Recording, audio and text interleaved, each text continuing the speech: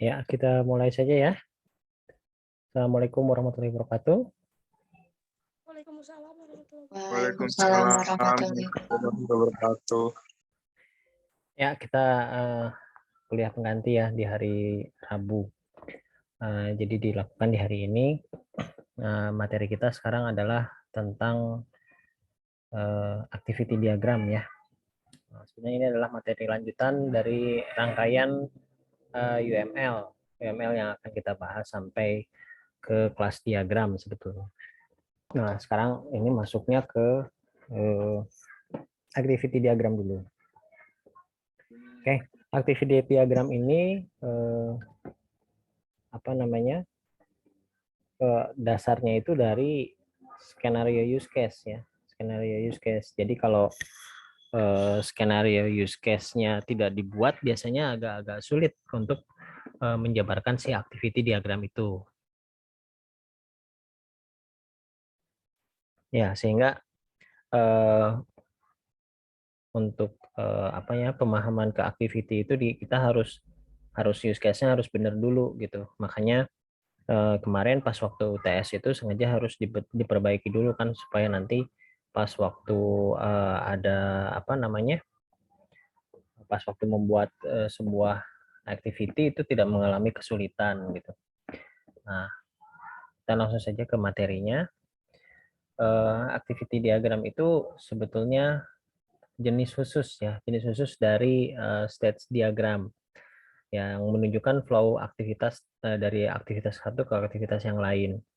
Nah, di sini bukan status ke status ya, jadi bukan status dokumen ke dokumen, jadi bukan berbicara tentang dokumen lagi, tapi berbicara tentang aktivitas gitu. Aktivitas yang terjadi di dalam software gitu. Jadi aktivitas menunya seperti apa dan interaksinya terhadap si aktornya gitu ya. Interaksi terhadap aktornya. Nah, si activity diagram ini dapat menggambarkan semua aktivitas dalam bentuk paralel ya. Artinya ada respon dari aktor, terus direspon oleh sistem. Nah, itu kita bisa gambarkan. Nah, yang di sini yang dimodelkan atau yang digambarkan di activity itu ya workflow-nya ya, atau si teknis operasinya ya, seperti itu. Nah, kita lihat simbolnya. Sebetulnya simbol activity diagram tidak banyak, hanya ada 5 ini ya, 5 simbol. 5 simbol mulai dari status awal, di sini yang bulat seperti ini, bulat seperti ini, tapi tidak ada pinggirannya gitu. Jadi lingkaran bulat seperti ini, terus di sini disebutnya sebagai status awal. Jadi kalau kita pernah dengar juga flow map itu seperti startnya lah, ini startnya seperti ini. Nah, lalu ada aktivitas. Nah, simbol aktivitasnya seperti ini. Ini aktivitas ini fungsinya menggambarkan. Nah, ini harus kata kerja ya, harus kata kerja, tidak bisa kata benda gitu. Jadi hati-hati menulis si aktivitas itu. Lalu ada percabangan ya. Nah, percabangan ini adalah asosiasi percabangan di mana jika ada pilihan aktivitas lebih dari satu, ini pilihan ya. Jadi kalau percabangan itu pilihan yes no gitu ya, yes no pilihan. Jadi salah satunya bisa terjadi kalau percabangan. Lalu ada di sini ada apa namanya, garis seperti ini. Sebetulnya ini nanti dipecah lagi menjadi fork dan join ya. Nah, tapi di sini keterangannya adalah join. Lalu yang terakhir adalah status akhir. Nah, status akhir ini untuk mengakhiri sebuah sistem. Nah, sekarang saya bahas lagi tentang ini nih, karena ini terbagi menjadi dua, ya. Terbagi menjadi dua, yaitu fork dan join. Kalau fork itu sumbernya satu, terus menghasilkan dua proses yang dilakukan secara bersamaan atau paralel. Ya, fork itu paralel, jadi dilakukan secara bersamaan. Jadi kalau sistemnya kalau yang tadi bercabang, kalau ini dilakukan secara bersamaan gitu. Sementara join, nah join itu adalah kebalikannya. Jadi dari sebuah aktivitas, beberapa aktivitas gitu ya. Dari beberapa aktivitas bermuara menjadi satu perintah akhirnya gitu, satu aktivitas. Nah, ini yang disebut join gitu. Kalau untuk yang seperti ini simbolnya. Jadi ini panah ya, panahnya, dan panahnya itu tidak hanya dua, bisa lebih dari satu. Kalau join yang atasnya sumbernya itu bisa lebih dari satu, tapi keluarannya adalah satu. Itu keluarannya ada satu. Cuma kalau fork sebaliknya. Kalau fork inputnya satu panah. Nah, keluarannya itu bisa lebih dari satu, bisa lebih dari tiga ya, bisa lebih dari dua gitu. Pokoknya lebih itu lebih banyak. Tapi di prinsipnya di sini berjalan paralel gitu, berjalan paralel seperti itu ya. Nah, ini contoh ya, contoh dari si activity buatnya seperti ini ya, dari start ada aktivitas. Nah, ini ada penggabungan kan? Ini ada penggabungan yang fork gitu. Terus di sini ada percabangan gitu ya, percabangan, nasi percabangan. Percabangan ini kan branch, aktivitas 5 atau aktivitas 4. Nah, namun di sini ada merge. Nah, merge di sini kurang tepat ya, kurang tepat. Karena di sini kalau mau digabungkan itu harus menggunakan fork. Jadi jangan pakai gini gitu ya. Jadi jangan pakai yang merge gini, tapi digabungkannya menggunakan ini. Nah, ini baru benar join. Jadi ini dari si merge ini jangan ada simbol seperti ini, tapi pakai join gitu. Jadi tidak ada merge. Simbol merge itu tidak ada. Yang ada decision dan join. Lalu close-nya ya, n-nya. Nah, si n-nya itu dia ada ininya, ada semacam bordernya ya untuk membedakan antara start dan end gitu. Seperti itu. Nah, di sini kita lihat penjelasannya, salah satunya ada seperti ini. Dimulai dari ini start, terus select site, misalnya ini adalah perintah-perintah ya. Ini perintah-perintah yang ada di dalam program. Contohnya ada aktivitas untuk select state gitu, untuk select gitu ya, select site. Terus ada commission architect, terus ada develop plan, ada big plan. Misalnya ini sebetulnya aktivitas-aktivitas. Nah, setelah itu dia ketemu dengan branch atau cabang ya. Nah, cabang itulah menjadi cabang dua, antara ke bawah atau ke atas, balik lagi atau ke mana. Dia bercabang. Nah, dari cabang tersebut berubah menjadi fork. Ya, fork di sini sumbernya satu, terus dia berubah menjadi ada dua aktivitas yang dilakukan secara bersamaan. Jadi do site work sama do thread work ini dilakukan secara bersamaan. Nah, jadi simbolnya harus menggunakan fork, tidak menggunakan lagi decision. Kalau decision itu salah satu yang dijalankan oleh sistem. Nah, kalau fork itu dua-duanya dijalankan, tapi dua proses yang berbeda, begitu ya. Nah, lalu setelah itu dari kedua proses itu ternyata disatukan lagi untuk menghasilkan finish construction. Kegiatan finish construction. Nah, si kegiatan finish construction ini di sini menggabungkan dari dua aktivitas yang sebelumnya. Jadi menggunakan join ya, menggunakan join. Nah, ini sebetulnya ada simbol tambahan ya. Simbol tambahan ini ya sebetulnya ini keterangan gitu ya. Keterangan itu sertifikat aplikasi komplit. Nah, ini sebenarnya keterangan kalau yang pakai titik-titik panah. Ini opsional, opsional bisa ditulis bisa tidak gitu ya. Yang jelas yang eh, apa namanya simbol-simbol yang digunakan yang tadi dijelaskan ya, itu yang harus terkuasai dulu seperti itu. Nah, selanjutnya kita ke contoh saja ya, ke contoh yang saya buat di Visio ya. Sebentar saya buka dulu.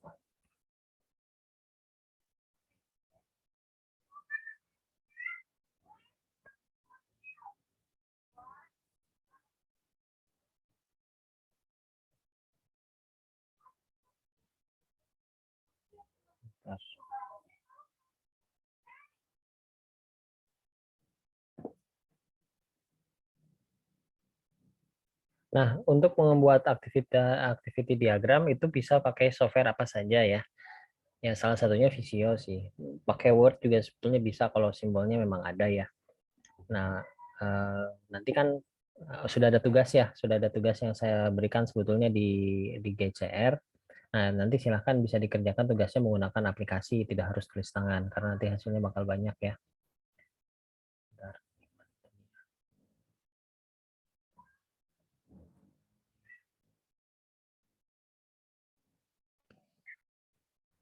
Oh, sebentar. Mana ini tadi?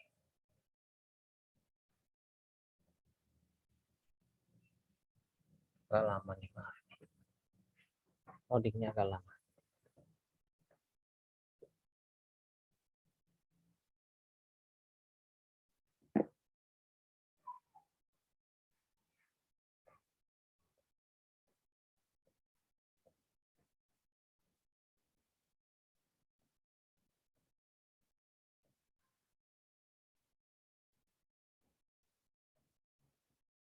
Ya, ini salah satu contoh ya. Nah, ini salah satu contoh yang saya buat menggunakan Visio.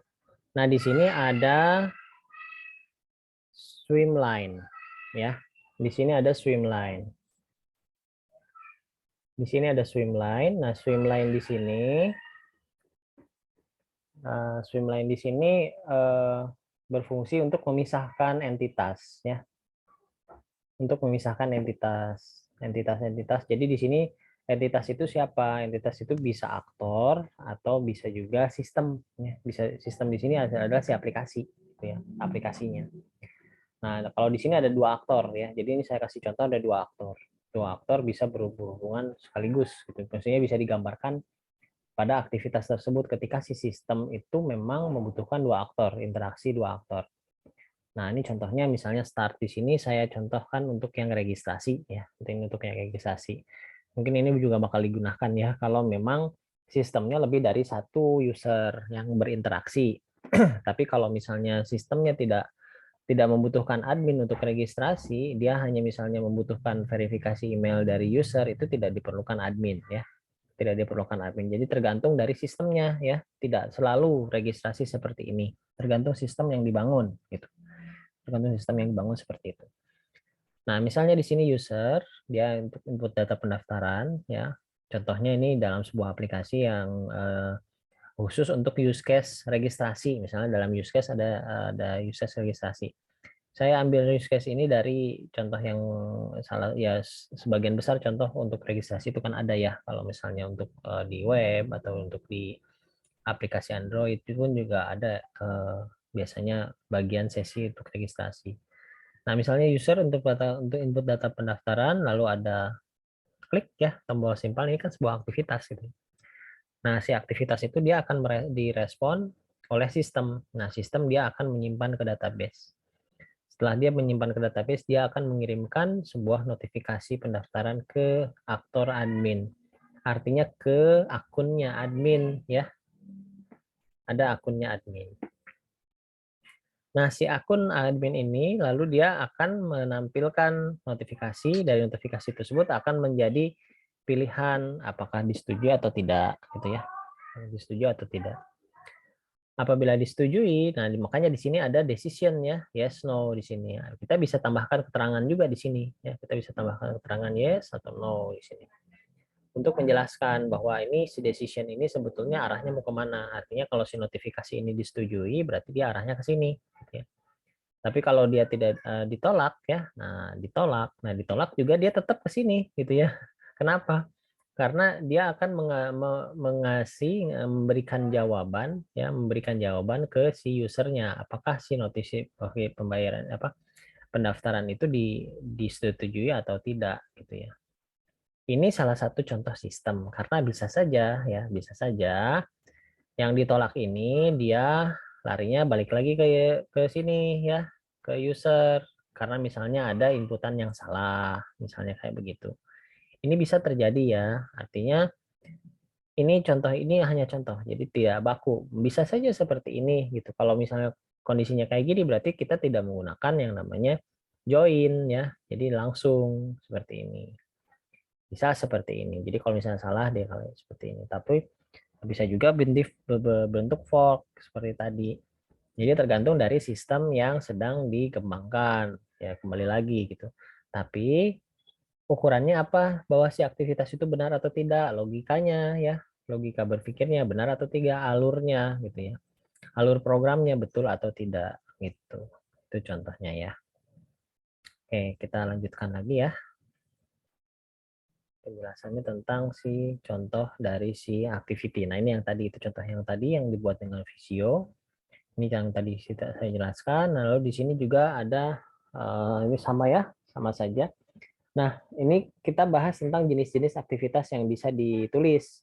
Selain kata kerja, ya, selain kata kerja pada aktivitas tersebut, kita juga bisa menuliskan formula atau perintah, gitu ya. Perintah dalam sebuah program. Nah, contohnya seperti ini. Jadi ada misalnya do construction, ini kan perintah ya, gitu. Terus ada proses build, kalau ini kan kata kerja, gitu. Nah, di sini juga expression ya perintah. Bisa dibuat seperti ini juga gitu. Nah, ini contoh yang lain ya. Sama di sini ada expression, guard expression di sini guard expression ini sebetulnya keterangan ya. Tapi kurang lebih sama di sana yang tadi sudah dijelaskan. Terus fork dan join tadi juga sudah dijelaskan fungsinya. Kalau fork itu untuk membuat percabangan, bukan percabangan tapi dengan catatan dilakukan secara bersamaan. Tapi kalau join dia menggabungkan dua proses atau lebih menjadi satu alur gitu, satu alur proses. Nah, seperti itu. Terus ada package yang tadi saya sudah gambarkan yaitu swimline. Nah, swimline itu yang memisahkan ya, yang memisahkan kelompok entitas ya, kelompok entitas. Jadi kita jelas komunikasinya antara sistem dengan si usernya gitu ya. Itu lebih jelas menggunakan swimline. Ya, ini juga mirip-mirip seperti si flow map ya. Flow map yang mungkin sebelumnya pernah sempat saya singgung. Cuma beda simbol. Kalau flow map kan banyak ya simbolnya. Nah, kalau yang activity ini dia tidak terlalu banyak simbolnya, lebih simpel gitu. Jadi lebih pendekatannya kepada aktivitas software tersebut. Nah, terus ada yang tadi opsional ya, yang ada keterangan-keterangannya ya. Ini juga bisa seperti ini. Keterangan-keterangannya place order, ini order tapi ini opsional, bisa dilakukan atau tidak. Ya minimal seperti yang tadi saya contohkan lah, bikinnya seperti itu, tidak harus pakai keterangan-keterangan seperti ini, cukup yang tadi ya. Nah, ini sebenarnya keterangan nih, order in progress. Nah, seperti itu. Dan contoh juga kalau yang modeling swimline-nya lebih dari satu, tapi masih dalam software, masih dalam satu proses use case. Itu kenapa alasannya kenapa use case itu harus sederhana, tapi dia bisa mewakili aktivitas yang terjadi gitu, karena bisa dijelaskan. Jadi si use case itu nanti dijelaskannya oleh si activity diagram. Bahkan nanti setelah ini kita masuk ke sequence. Nah, sequence itu lebih detail lagi ke si aplikasinya. Itu nanti bisa kelihatan si layer aplikasinya bekerja di timeline yang mana begitu ya. Nah, kalau yang di sini dia hanya menggambarkan aktivitasnya saja gitu. Nah, contoh ya yang langsung bercabang gitu ya. Terus di sini isinya berupa ekspresi-ekspresi seperti itu. Baik, untuk use activity sebetulnya cuman seperti segitu ya ininya materinya. Jadi lebih ke praktek. Jadi silahkan ya dipraktekkan. Makanya saya kasih tugas. Jadi tugasnya ada di soalnya ya. Itu kan kemarin itu tugas pertama mandiri ya. Ini tugas mandiri. Jadi setiap orang mengerjakan bukan tugas kelompok karena tugas kelompok itu kan hanya 3 ya. Yang mandirinya itu masing-masing silahkan buat use case dari yang kemarin tuh bukan use case activity diagram dari use case yang perpustakaan yang kemarin pernah dibahas sebelumnya. Nah, silahkan dibuat. Tidak harus sama jawabannya ya. Tidak harus sama karena masing-masing orang pasti punya pemikiran yang berbeda ya. Tidak harus sama ya. Itu. Jadi silahkan diskusi mau kerjasama boleh silahkan. Yang penting kalian paham gitu ya. Kalian paham apa yang kalian kerjakan. Karena nanti ini juga berlanjut. Jadi untuk di samping tugas pribadi, tugas kelompok juga jangan lupa yang kemarin yang kan tugas kelompok itu kan UTS ya, yang UTS dilanjutkan, UTS kan baru sampai use case. Nah, dilanjutkan ke activity-nya karena nanti kalau sudah selesai kelas diagram itu sudah masuk sesi pemaparan presentasi ya, presentasi masing-masing kelompok gitu. Jadi sehingga kalau menurut saya sih ya selain tugas kelompok, tugas perorangan juga. Cuman bedanya kalau kelompok nanti saya periksanya gitu ya. Nanti pas waktu sekalian presentasi. Tapi kalau tugas perorangan ya minggu depan saya periksa dengan batas waktu yang sudah ditentukan. Nah, seperti itu. Silakan ada yang mau bertanya untuk activity diagram. Format jawabannya gimana, Pak? Kalau untuk format jawabannya, ya sebetulnya yang jelas ada nama ya, nama kelas dan NIM ya, NIM nama kelas. Untuk nama filenya ya ini aja tugas apa? Tugas ketiga ya, tugas 4 itu kalau nggak salahnya. Tugas ketiga untuk mandiri ya. Nah, tugas mandiri 3 terus jangan lupa dikasih nama dan NIM. Terus kan itu di situ ada masing-masing punya Google ini ya, Google Classroom-nya. Lalu untuk format filenya sebaiknya pakai PDF ya. Jadi kalau udah buat nih, misalnya pakai Visio atau pakai apapun gitu, bisa pakai Word atau pakai apa, nanti di PDF-kan supaya satu ini apa namanya, satu satu format file gitu. Takutnya kalau misalnya berbeda-beda kan ya repot juga nih ininya. Kadang kan saya aplikasi ada yang nggak bisa terbuka ya. Jadi untuk memudahkan ya semuanya di format PDF saja. Misalnya ada yang pakai aplikasi yang online juga ada kalau nggak salah. Nah, lalu kalau sudah ya di screenshot kan menjadi sebuah file gambar ya. Nah, file gambarnya di PDF-kan. Karena pasti lebih dari satu gitu. Karena si use case perpustakaan kan banyak ya. Nah, masing-masing use case itu memiliki satu aktivitas. Seperti itu.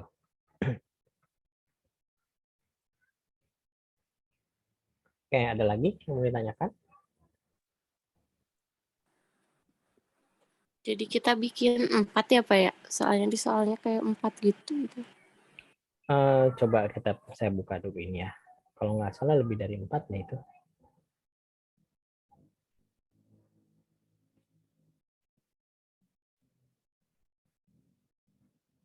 Ya, oke.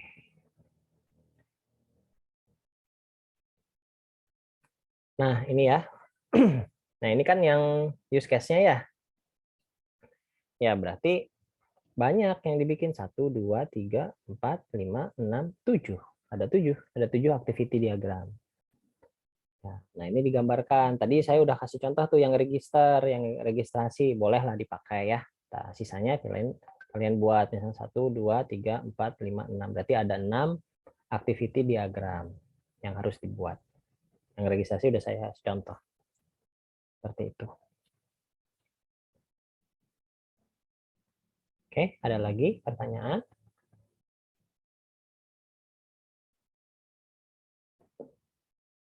Sudah cukup untuk activity? Apa sudah jelas? Karena ini nanti sisa waktunya mungkin saya akan bahas lagi yang UTS yang belum dibahas ya. Ada request soalnya pengen dibahas gitu. Ya nggak apa-apa. Biar kelihatan revisinya ya apa saja. Seperti itu. Ya, gimana untuk activity? Apa sudah jelas? Jelas Pak. Izin bertanya Pak, Boleh, silakan. untuk materi yang tadi ada di GCR atau di SIMAK Pak? Ada di SIMAK, SIMAK Wastu Digital. Bisa di-download, udah saya share kok. Baik Pak, terima kasih. Oke, tinggal dicari aja. Yang lain bagaimana? Sudah cukup jelas? Jelas Pak. Ya, kalau jelas saya akan bahas yang belum ke ini ya, ke bahas kemarin di yang UTS-nya. Kira-kira siapa dulu mau request? Yang kelompok berapa dulu?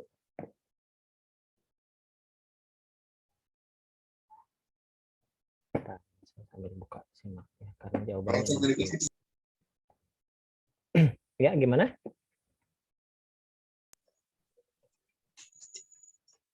Kelompok 14 Pak, boleh Pak? 14 itu tentang simpan pinjam mahasiswa ya berbasis mobile. Iya Pak. Nah, itu ya. Oke, sebentar. Saya buka dulu ya filenya. Ada di simak soalnya.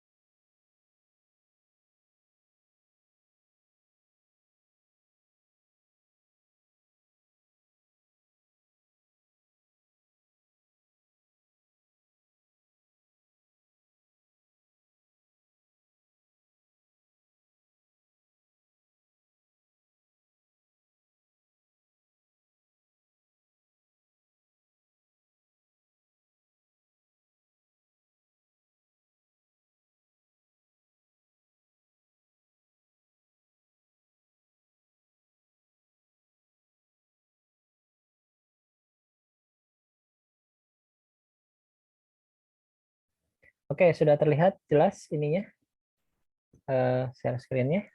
Sudah, Pak. Ya, oke.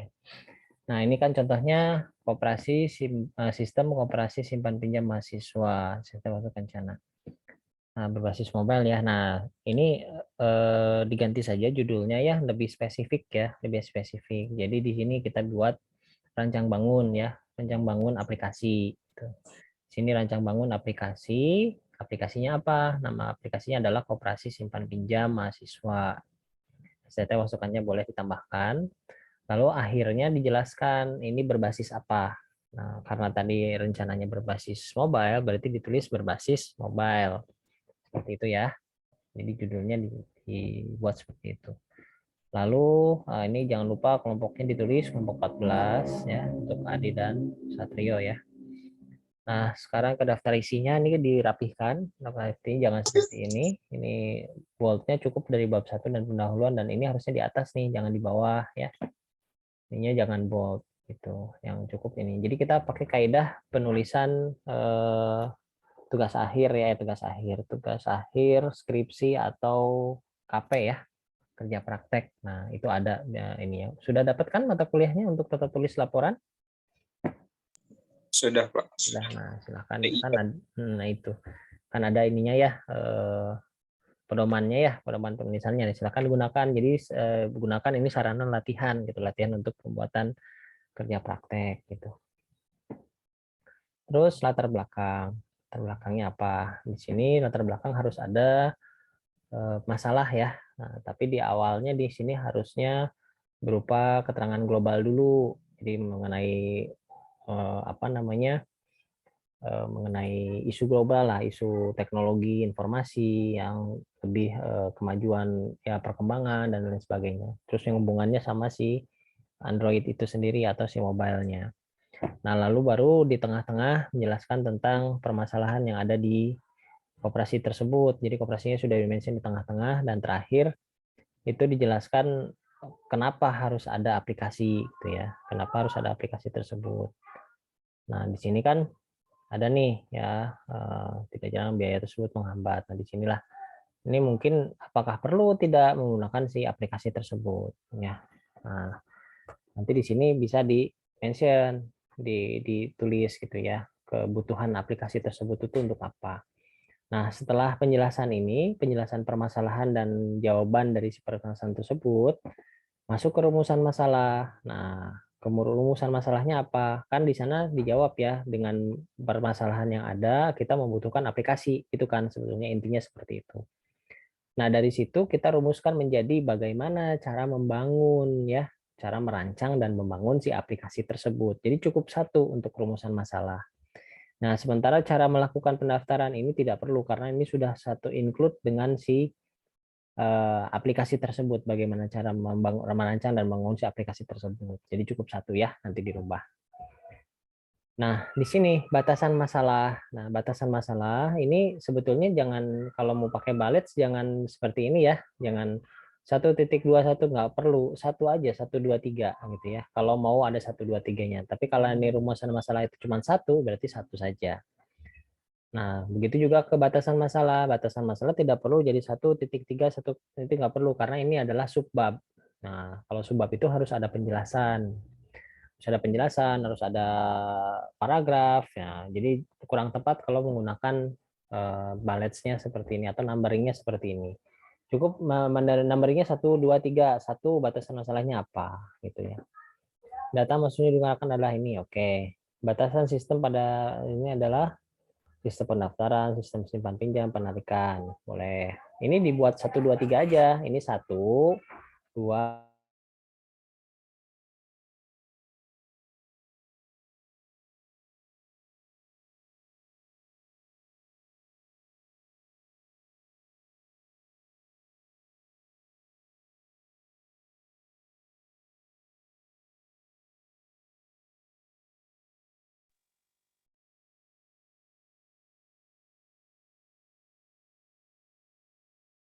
Oke, maaf ada gangguan dulu. Ya, saya lanjutkan. Jadi sini 1, 2, 3 aja ya. 1, 2, ya 2-nya kan batas sensitifnya nggak harus langsung aja.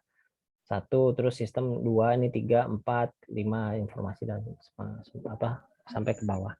Terus jangan lupa di batasan masalah itu juga harus mencantumkan programnya mau dibuat pakai apa gitu. Nah, programnya mau dibuat pakai apa nih? Kan untuk pemrograman mobile itu banyak ya, bisa Android Studio, bisa pakai React Native ya, atau fitur yang lain lah, banyak gitu. Nah, silakan di mention di sini, dicantumkan di sini programnya buat apa, terus database-nya mau pakai apa gitu. Nah, karena di Android juga kan ada database ya, bisa pakai Firebase atau bisa pakai MySQL. Kalau pakai MySQL kayak gimana? Nah, itu nanti dicantumkan di sini. Oke, sekarang ke metode pengembangan ya, pengembangan perangkat lunak. Di sini model yang digunakan adalah prototype. Nah, alasannya apa? Itu prototype ya. Nah, prototype dibuat untuk kebutuhan awal development, mengetahui fitur dan fungsi berjalan sesuai dengan kebutuhan setelah dicanakan, sehingga nah oke, ini bisa ya, ini bisa menjadi alasan. Jadi prototype itu memang cocoknya ketika developing si softwarenya itu ada konsultasi dengan si customernya gitu, dan dia membutuhkan update ya, update dari si aplikasinya apakah perlu atau sudah benar atau tidak. Jadi harus ada nanti semacam tahapan prototyping seperti itu. Nah, selanjutnya masuk ke bab 2 ya. Bab 2 di sini adalah definisi kebutuhan perangkat lunak. Mulai dari definisi kebutuhan pengguna, nah di sininya menjelaskan tentang si user itu dia butuh aplikasi buat apa gitu. Misalnya admin butuhkan apa, dapat mengubah, menambah, masuk. Oke, ini sih sebetulnya lebih ke rules ya, lebih ke aturan-aturan sebetulnya. Jadi bisa juga sih karena di sini ada alasan si pengguna itu buat alasan si yang istilahnya user di sini, si pengguna di sini adalah si yang memesan si aplikasi tersebut gitu. Jadi alasan si aplikasi tersebut tuh apa gitu. Nah, misalnya admin itu kan salah satu usernya. Nah, berarti dijelaskan ya, admin sebagai administrator. Oke, ini sudah betul. Ini sudah ada penjelasan. Terus ini fungsinya dan bendahara. Oke, ini sebetulnya sudah cukup sih kalau untuk si definisi pengguna. Terus kita lihat kebutuhan perangkat kerasnya, hardware-nya. Oke, ini sudah betul. Ini hardware untuk si spesifikasi menjalankan si server ya. Nah, ini kan berbasis mobile ya. Spesifikasi mobile-nya juga harus ada ya. Nah, juga harus ada harus ada telepon seluler, RAM, prosesor. Oke, ini sudah bisa ya. Android berarti di sini. Nah, kalau di sini sudah ditentukan Android, berarti kan mobile itu ada Android, ada iOS ya. Nah, di batasan masalah juga dicantumkan aplikasi ini hanya digunakan di Android misalnya, seperti itu. Ya. Oke, sekarang kebutuhan fungsionalnya. Jadi fungsi-fungsinya, sistem berpengaruh transaksi. Oke. Nah, ini udah betul ya. Seperti ini. Jadi dia fitur-fitur dari si sistemnya itu sendiri. Kebutuhan non fungsional di sini adalah sebetulnya aturan sebetulnya. Aturan yang terjadi, misalnya kalau misalnya terjadi belum terjadi pembayaran, maka tidak bisa apa gitu, fitur apa tidak bisa digunakan. Nah, jadi kayak semacam aturan penggunaan si softwarenya atau aturan yang terkait terhadap si softwarenya gitu. Nah, kalau di sini ini lebih kebutuhan software ya, software yang dibutuhkan sebetulnya. Kebutuhan perangkat lunak kalau ini gitu ya, kebutuhan perangkat lunak. Jadi ini nggak masuk ke sini. Kalau non fungsional itu lebih ke rules-nya, lebih ke aturannya. Jadi ini kurang tepat ya. Jadi lebih ke aturan misalnya gini, yang menjadi admin itu siapa gitu. Yang menjadi admin itu adalah seorang karyawan misalnya dari DSHT misalnya kayak gitu. Yang menjadi anggota itu siapa gitu ya. Yang anggota itu adalah siapa dan dia kemampuannya hanya sampai apa seperti itu. Jadi lebih ke aturan-aturan. Nah, itu ya untuk non fungsional. Terus timeline. Oke, timelinenya. Nah, ini banyak ya persiapan, analisis, perencanaan prototipe, aplikasi database. Nah, tetap di prototipe pun kan ada tahapan ya. Di prototipe itu ada tahapan seperti komunikasi ya, communication, terus modeling, terus apa namanya, construction ya. Nah, itu juga dimasukkan di sini. Nah, ini sebetulnya sudah mewakili ya kegiatan-kegiatan tersebut. Cuma langkah baiknya ini dibuat subbab aja gitu. Misalnya persiapan. Persiapan itu apa? Analisis kebutuhan. Nah, dua ini masuknya ke dalam communication gitu. Jadi communication. Nah, di sini isinya adalah persiapan dan analisis. Seperti itu ya. Terus perancangan prototipe. Nah, ini kan masuknya ke model pemodelan, perancangan database. Ini juga masuknya ke dalam pemodelan ya, pemodelan dan construction. Ini sudah mulai masuk construction. Nanti kan dia ada konsultasi dengan si user. Makanya nanti dia akan ngulang lagi, si communication-nya akan ngulang lagi, modeling, construction-nya juga akan ngulang lagi. Nah, di situ ciri khas dari prototyping. Jadi prototyping tetap dibikin communication, terus apa namanya, modeling, construction. Udah sampai construction baru dia ini lagi apa, communication lagi, tapi beberapa kali gitu, minimal 2 kali lah ya, minimal 2 kali. Jadi itu yang menyebabkan prototyping berbeda dengan yang lain gitu. Dia harus ada konsultasi lagi gitu, ada communication lagi dengan si usernya seperti itu. Nah, mengenai timeline sebetulnya modelnya sudah betul ya, cuman hanya itu aja ya, harusnya di breakdown itu aja. Oke, seperti itu sudah cukup jelas untuk yang bab 2-nya. Sudah, Pak. Nah ya, oke. Selanjutnya ke bab 3-nya tentang use case. Nah, use case itu sebaiknya menggunakan apa namanya, sistem boundary ya. Sistem boundary, di mana sistem boundary ini berfungsi untuk memisahkan antara aktor dan sistem itu sendiri gitu ya.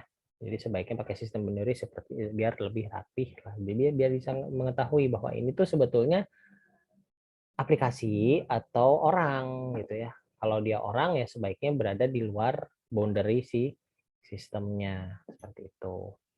Oke, sekarang kita lihat ya. Mulai lihat di sini login. Oke, login. Login itu sebetulnya dia sebuah include untuk aktivitas yang lain. Seperti mengajukan penyimpanan dana, ini kan harus login kan? Betul nggak? Betul, Pak. Nah, betul. Berarti ini ada panah dari login ini, panahnya ke sini, panah putus-putus. Dari login ke sini ada panah putus-putus. Kita nambahkan adalah asosiasinya adalah include gitu. Nah, ketika sudah dikasih panah include ke sini, panah garis yang dari anggota ini harusnya hilang, dihapus gitu ya, hilang, dihapus. Jadi dari sini langsung include. Nah, si anggota langsung ke sini aja. Jadi artinya ketika ada panah include ke sini, ketika dia mau melakukan use case mengajukan penyimpanan dana, itu dia harus login dulu. Nah, itu. Jadi tidak harus langsung ke sini. Begitu juga yang admin, sama admin pasti untuk mengelola data dia pasti include juga kan. Nah, sama. Seperti ini include semua dikasih include kecuali ada yang tidak menggunakan login. Mana yang tidak menggunakan login? Kalau memang ada, ya berarti si login tidak ada salah satu yang nggak ke-include. Gitu. Nah, seperti itu ya, paham ya? Paham, Pak. Ya, oke. Nah, nanti diperbaiki. Lalu kita lihat admin di sini, bendahara di sini, anggota di sini. Sebetulnya yang bereaksi, yang melakukan urunutan kejadian itu adalah anggota ya. Jadi anggota sebetulnya harusnya di sebelah kiri. Yang di sebelah kanan itu adalah aktor yang melakukan respon, gitu. Aktor yang melakukan respon. Jadi aktor duluan yang melakukan respon, dia tidak mungkin mengelola data anggota kalau si anggotanya belum terregister, ya kan ya. Nah, gitu. Jadi awalnya kan pasti dari sini dulu, dari anggota dulu. Nah, setelah register baru si adminnya dia akan merespon. Jadi ini admin dan bendahara berada di sebelah kiri ya, di sebelah kanan ya. Sementara anggota dia berada di sebelah kiri. Itu ada artinya, ada maksudnya gitu ya. Kalau yang di sebelah kiri dia yang inisiasi pertama yang aktif, kalau yang di sebelah kanan itu dia respon, yang merespon, yang mengasih feedback lah itu. Kalau seperti ini berarti seolah-olah si anggota yang ngasih feedback gitu ya, bukan si admin. Oke, paham ya maksudnya ya? Paham, Pak. Oke ya. Sekarang kita ke skenario diagram atau skenario use case sebetulnya ya, skenario use case. Nah, kita lihat aktornya, reaksi sistem, aksi aktor. Aktornya siapa? Ini harus jelas ya. Aktor, admin, bendahara, anggota. Oke, di sini. Nah, sebaiknya sih pakai format yang sudah saya kasih tahu ya. Format yang kemarin ya. Nah, ini kan sebetulnya ada di salah satu bloknya ya. Ini kan menjelaskan tentang si skenario-nya.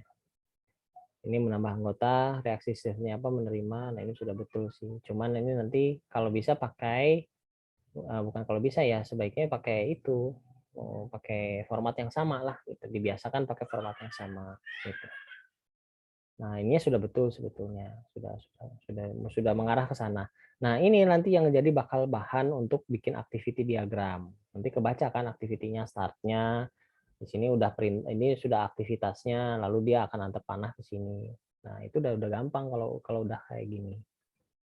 Iya. Nah, jumlah dari sini si activity-nya itu harus jumlah si use case scenario-nya harus sejumlah use case-nya ya, sejumlah use case-nya.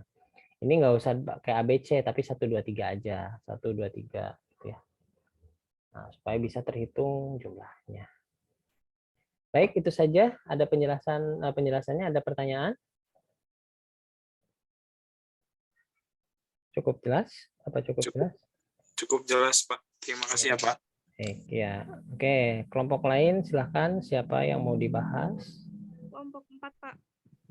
Pak, oke. Sebentar ya. Tadi use case-nya udah betul ya.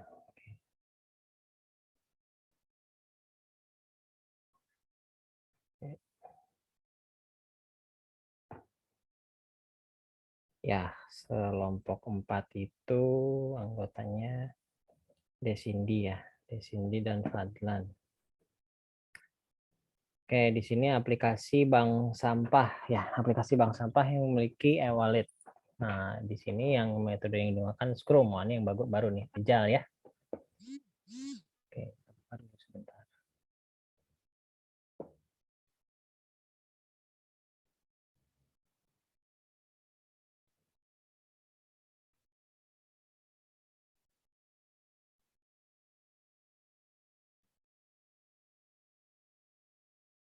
Sebentar, mana ya?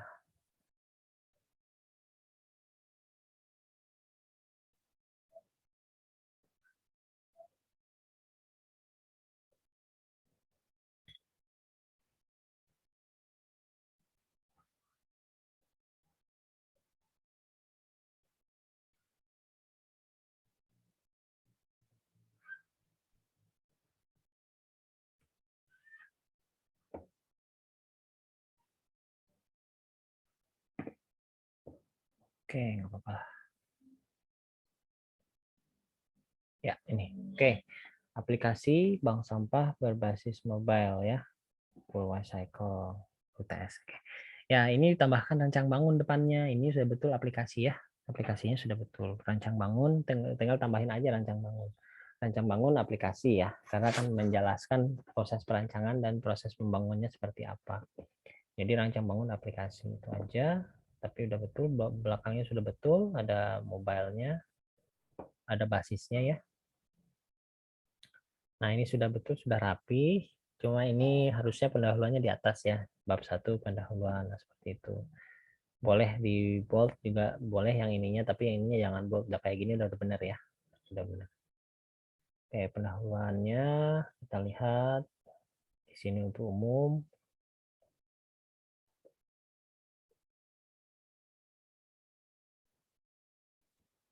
Penjelasan Purwa Cycle, penjelasannya domisili Purwakarta. Oke. Nah, ini.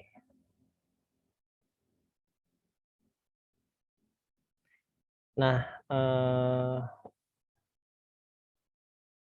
di sini tidak ada permasalahan ya. Nah, di sini tidak ada permasalahan, harusnya ada permasalahan. Alternatif yang telah dilakukan dalam mengatasi permasalahan pengelolaan sampah. Nah, bukan. Jadi permasalahan kenapa harus pakai aplikasi. Nah, itu harusnya diutarakan di sini. Diutarakan kenapa kok harus pakai aplikasi kalau selama ini tidak menggunakan aplikasi bisa langsung nambah ke saldo e-wallet kan nggak masalah ya, bisa aja kan kalau e-walletnya kan bukan sebuah aplikasi yang terintegrasi.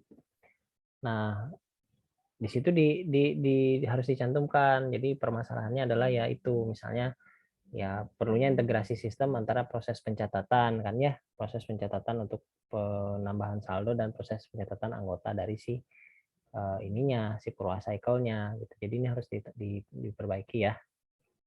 Untuk ininya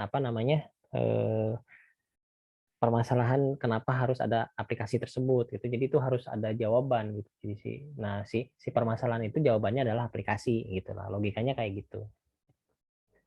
Nah, oke, ketangkep ya maksudnya ya. Baik, Pak. Nah, lalu di sini di rumusan masalah, nah ini sebetulnya memang masalah-masalah lebih ke umumnya bukan ke si aplikasinya ya. Bukan ke aplikasinya. Makanya kan di sini memang harusnya ada masalah di Purwacycle dan solusinya adalah aplikasi. Sehingga nanti si rumusan masalahnya adalah bagaimana merancang dan membangun si aplikasi tersebut, begitu ya. Itu untuk rumusan masalah. Jadi nggak banyak seperti ini. Ini karena udah di luar dari sistemnya, bukan dia tidak membahas tentang kalau ini lebih ngebahas ke aturan si ininya ya, aturan dari si Purwacycle-nya bukan ke si software-nya gitu. Jadi ini di luar sistem sebetulnya. Terus batasan masalah. Oke, sebetulnya ini satu lagi ya untuk ini kan pakai numbering ya, numberingnya ABC. Jadi pakainya jangan ABC tapi 1 2 aja, 1 2 3 gitu ya. Nah, terus batasan masalah berfungsi daur ulang transaksi oke, bisa. Pendaftaran oke udah bisa. Nah, tambahkan lagi batasan masalahnya. Tambahkannya adalah metodenya menggunakan apa? Menggunakan Scrum. Nah, sebutkan di sini. Terus ininya apa? Aplikasinya mau dibangun pakai apa? Nah, kan karena ini basis mobile, bisa Android Studio, bisa yang tadi ya Firebase gitu untuk database-nya. Itu juga database-nya harus dimention juga. Database-nya menggunakan apa? Apakah pakai Firebase atau MySQL atau Oracle atau apapun ya misalnya. Contoh seperti itu. Lalu sekarang kita lihat ke Scrum ya. Metode pengembangan perangkat lunak menggunakan Scrum adalah salah satu prinsip agile. Jenis-jenis role Scrum. Nah, ini sebetulnya tidak harus ya, tidak harus dijelaskan di sini. Ini memang teori tentang Scrum-nya. Yang perlu dibahas di subbab ini itu sebetulnya kenapa sih kok milih Scrum? Nah, itu alasannya gitu. Alasannya kenapa pilih Scrum. Nah, jadi bukan si teorinya dari si Scrum-nya yang dimunculkan. Nanti kan kalau di kerja praktek, laporan kerja praktek atau nanti deskripsi, memang kita memaparkan teori, tapi di sini saya nggak memaparin teori supaya lebih ringkas gitu. Jadi nggak harus teorinya yang ditemakan. Nanti diganti ya ini ya. Jadi lebih ke alasan. Alasan kenapa sih kok milih ini gitu ya. Oke, bisa dipahamin nggak ininya? Bisa, Pak. Bisa ya. Ya, jadi caranya gimana sih untuk menentukan alasannya? Ya, lihat di sini kan ada nah ini sudah betul nih. Ini ada alasan memilihnya. Nah, ini hemat itu apa? Nah, ini sudah betul. Berarti yang Nah, tadi yang atasnya ini nggak usah, ini dihapus aja. Oh ya, baik, Yang Pak. teori ini dihapus. Kalau yang ini alasan ini sudah pas, tepat. Hemat waktu, ya memang karena Scrum itu dia lebih cepat ya, agile. Karena dia asasnya adalah agile proses. Lebih ke kecepatan lah. Udah mengukur aktivitas, oke. Pekerjaan detail dan oke, ini sudah bisa lah. Bisa ya terjawab. Ya, kita sekarang ke bab 2, ke kebutuhan. Definisi pengguna adalah definisinya apa? Aplikasi bank sampah dapat mencatat jumlah sampah, jenis sampah yang telah di-store yang dapat mengubah sampah menjadi wallet. Ya, ini juga sudah betul sih, karena memang kebutuhan dari si pembuat ininya ya, pembuat ya kebutuhan kenapa dia bikin ini gitu. Nah, itu sudah bisa Jadi sebetulnya si definisi pengguna itu ya tidak harus banyak-banyak. Ini juga sudah cukup ya, cukup mewakili gitu. Yang penting alasan kenapa si pengguna itu butuh software gitu loh. Yang tadi kan waktu di latar belakang itu ada penjelasannya panjang. Nah, kalau ini lebih dirinci, gitu, lebih dirinci, diringkas gitu. Kenapa butuh ini? Misalnya ini juga bisa dirinci ya. Kalau ini kan disatukan, dirincinya misalnya dengan menggunakan aplikasi itu misalnya mudah untuk pencatatan, gitu ya. Pencatatan menjadi mudah atau otomatis kan di sini harus user friendly seperti itu. Oke, sekarang ke hardware-nya. Hardware perangkat kelasnya ini yang diperlukan. Sudah betul sih ini. Tapi tambahkan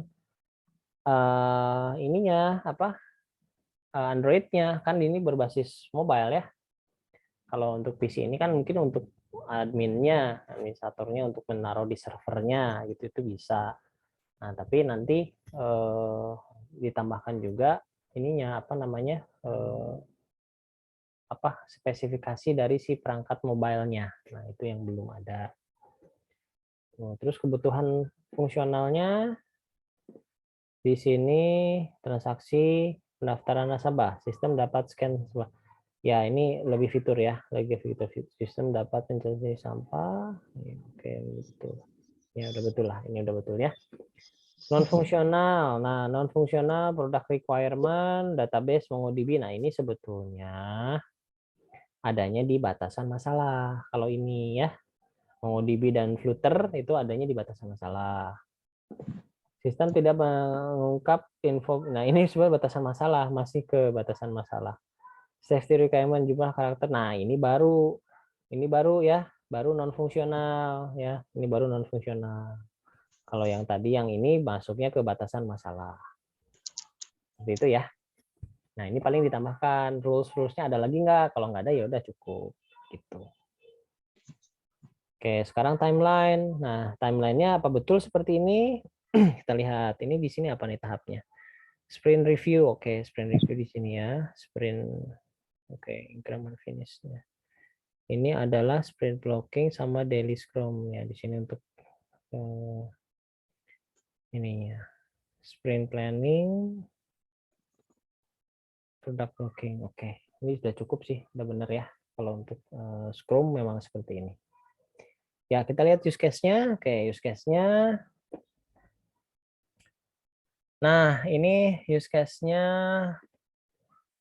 panahnya kebalik ya. Untuk include ya. Untuk include itu panahnya terbalik. Jadi kalau ini login itu panahnya ke sana gitu. Kalau dia panahnya ke sini, ini artinya login akan dijalankan setelah kelola nasabah. Nah, begitu jadi kebalik ya. Nah, panahnya dibenerin ya. Ini udah bener nih, udah pakai sistem boundary, registrasi oke, sudah betul tanpa harus login. Cuman panah loginnya aja harusnya terbalik ya. Harusnya terbalik. Karena itu yang membedakan antara include dengan extend. Nah, kalau extend benar seperti ini, melihat saldo wallet, dari ada tambahannya apakah mau transaksi atau tidak. Nah, itu benar ya, kalau ini panahnya benar. Kalau yang include ini terbalik. Oke. Untuk teller di sini resikonya. Ini udah benar nih, udah bagus ya. Tinggal ini aja di panahnya aja yang salah. Paling itu aja. Nah, sekarang ini dijelaskan satu-satu. Lihat sampah, transaksi, kelola, laporan. Nah, ini nanti dilihat. Riwayat transaksi, kelola transaksi sampah, riwayat transaksi melihat data nasabah. Nah, oke, kelola. Nanti ini harus diterangkan berarti. Ada berapa di sini? Banyak ya, 1, 2, 3, 4, 5, 6, 7, 8, 9, 10, 16, 17, ada 17. Nah, ini benar nih formatnya seperti ini ya, use case nomor ke-1, nah register, nasabah ini harus sama persis. Halaman seperti ini. Oke. Ini udah betul ya, bentuknya kayak gini. Precondition, ini post condition. Nah, yang tadi yang kelompok 14 bisa lihat seperti ini contohnya ya. Ini yang betul ininya. Oke, paling itu saja dari saya. Nah, di sini kan gampang ya. Misalnya contoh nih yang apa nih? Yang ini aja nih. Admin berada di halaman utama. Nah, berarti kan di activity diagram gampang kan, tinggal diterusin aja. mulainya dari sini ini prosesnya, terus dia akan ke sini prosesnya, terus dia akan pindah. Di sini adalah si swimline-nya sistem. Nah, ini akan lebih mudah ketika kalau kita sudah membuat si scenario use case-nya untuk masuk ke activity diagram. Oke, seperti itu ya. Ada pertanyaan untuk Desindi dan Adlan? Cukup Pak, terima kasih. Cukup ya. Oke, bagus ya. Ini udah bagus ininya. Baik, selanjutnya siapa lagi yang mau? Kelompok 15, Pak. 15. Oke, sebentar. Udah bagus itu.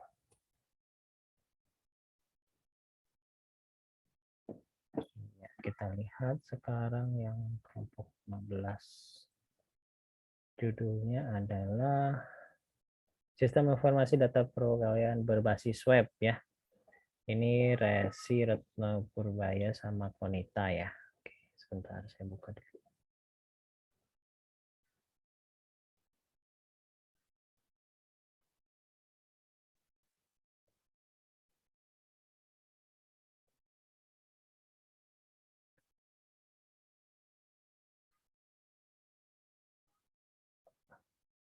Ya, Resi Retno. Oke.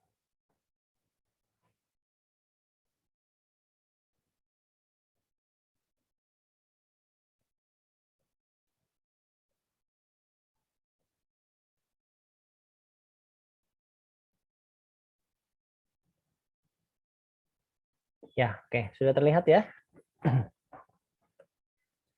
Informasi data pegawai berbasis web. Ya, oke. Ini diganti judulnya jangan informasi. Kalau informasi data berarti bukan sistem ya. Jadi tambahkan aja tadi ya seperti rancang bangun aplikasi. Nah, rancang bangun aplikasi data pegawai berbasis web. Nah, seperti itu ya. Nah, alangkah baiknya tempatnya di mana gitu ya. Tempatnya di mana? Kita lihat di latar belakang. Latar belakang itu juga menjelaskan tempat ya.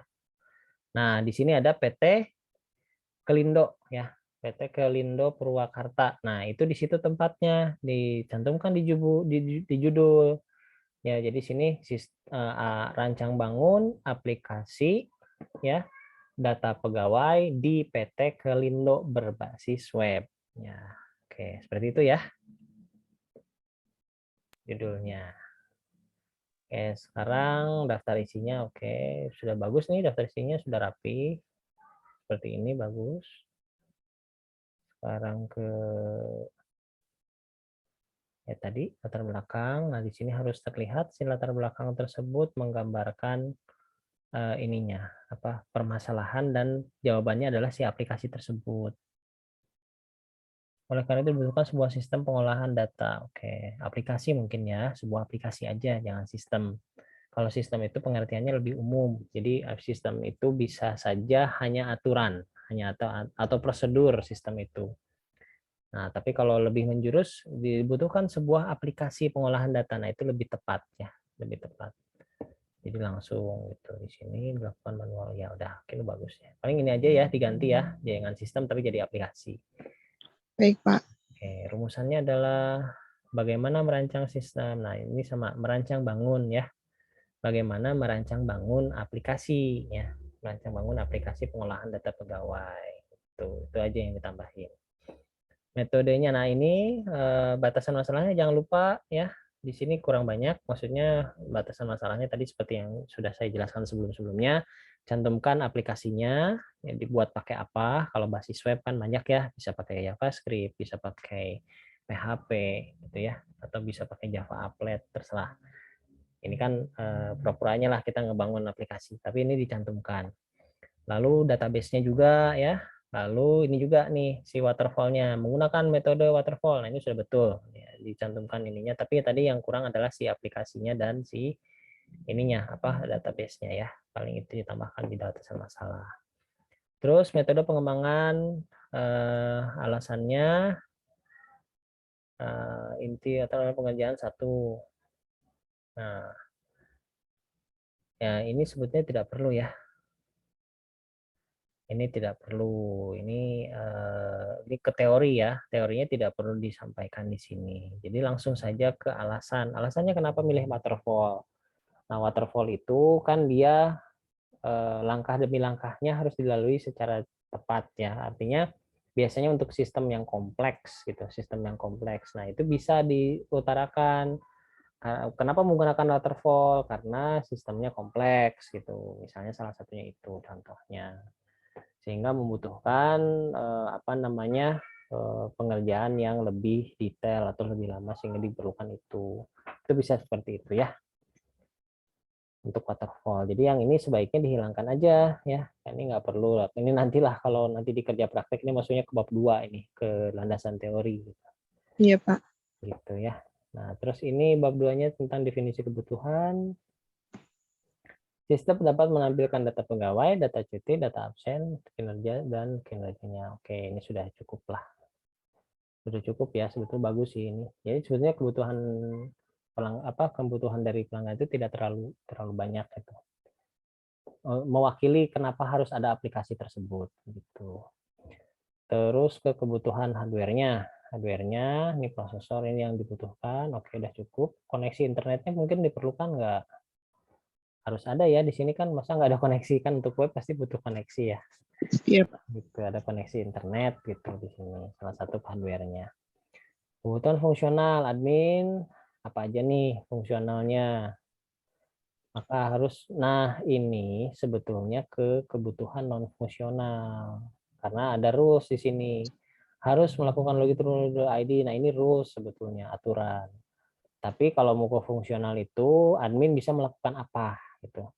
Admin bisa merubah, nah ini fungsional. Admin dapat menambah, nah ini fungsional, ini fungsional. Kalau ini lebih ke non fungsional. Non fungsional karena ini rules, lebih ke aturan. Nah, oke. Mengubah passwordnya, dapat merubah data pribadinya. Nah, ini udah betul. Oke, kebutuhan non fungsionalnya. Nah, ini udah rules-nya benar ya. Jelaskan juga yang jadi admin itu siapa gitu ya. Merupakan pegawai atau apa gitu, atau diberikan surat ya ada jabatannya atau seperti apa. Jadi jelaskan juga non fungsionalnya. Lalu apa misalnya tampilannya harus seperti apa? Apakah harus user friendly atau apa begitu ya, itu juga masuk ke sana. Jadi kebutuhan fungsionalnya bisa dilengkapi seperti itu.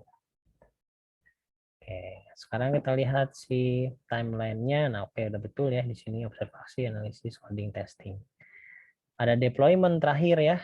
Di waterfall itu ada deployment di sini. Deployment-nya belum nih, baru testing. Jadi setelah testing di sini ada deployment. Jadi kalau testing aja berarti ini nggak akan dipakai nanti. Kalau deployment itu berarti dipakai di perusahaannya. Gitu ya. Tambahkan satu lagi.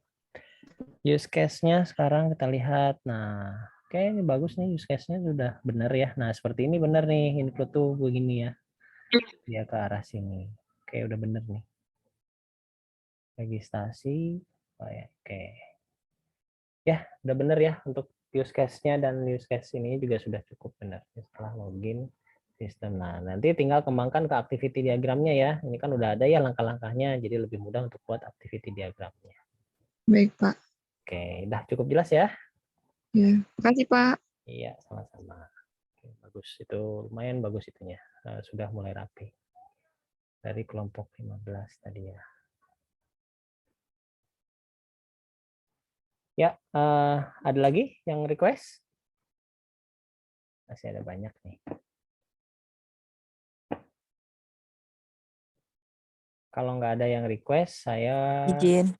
siapa silakan. Siapa yang izin tadi? Silakan. Mau minta di-review yang kelompok Anita. Oh, Anita kelompok berapa? Anita itu kelompok apa ya? Bentar. Anita sama Tiara ya, berarti kelompok 9 ya. Iya, Pak. Sistem penyewaan mobil. Oke, kita lihat sistem penyewaan mobil. Anita.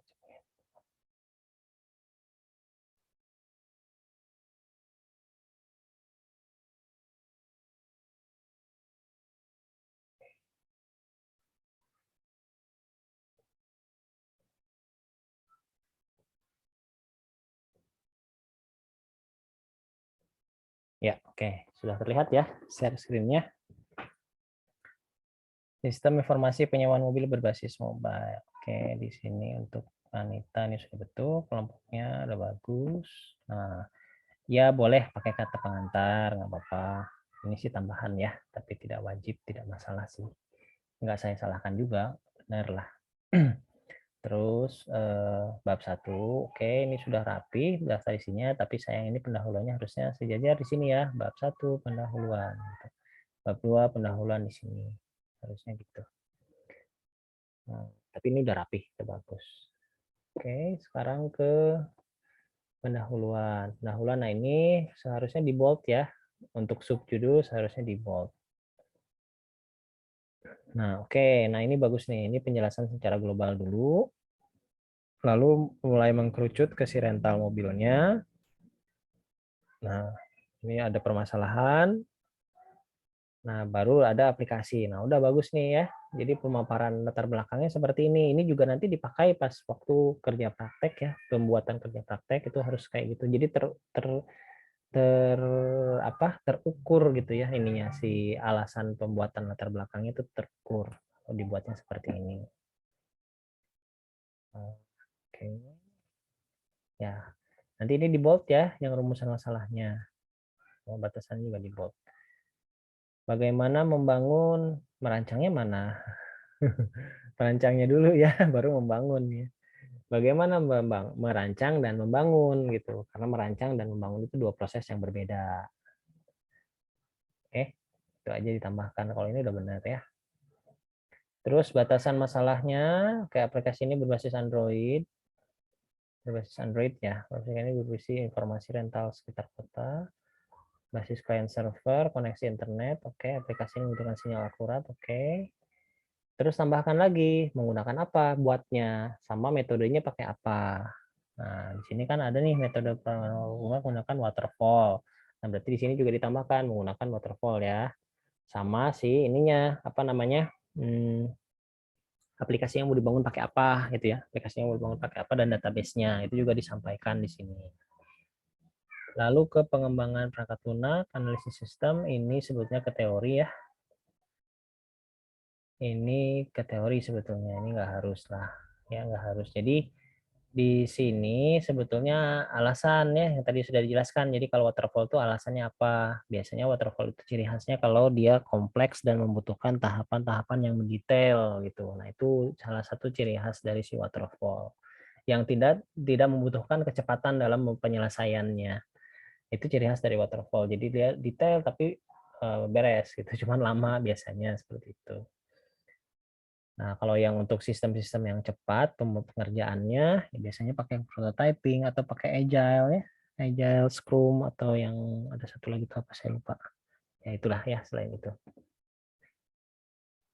Nah, kayak itu ya. Mungkin itu diperbaiki aja ininya, si alasannya belum terkemukakan di sini.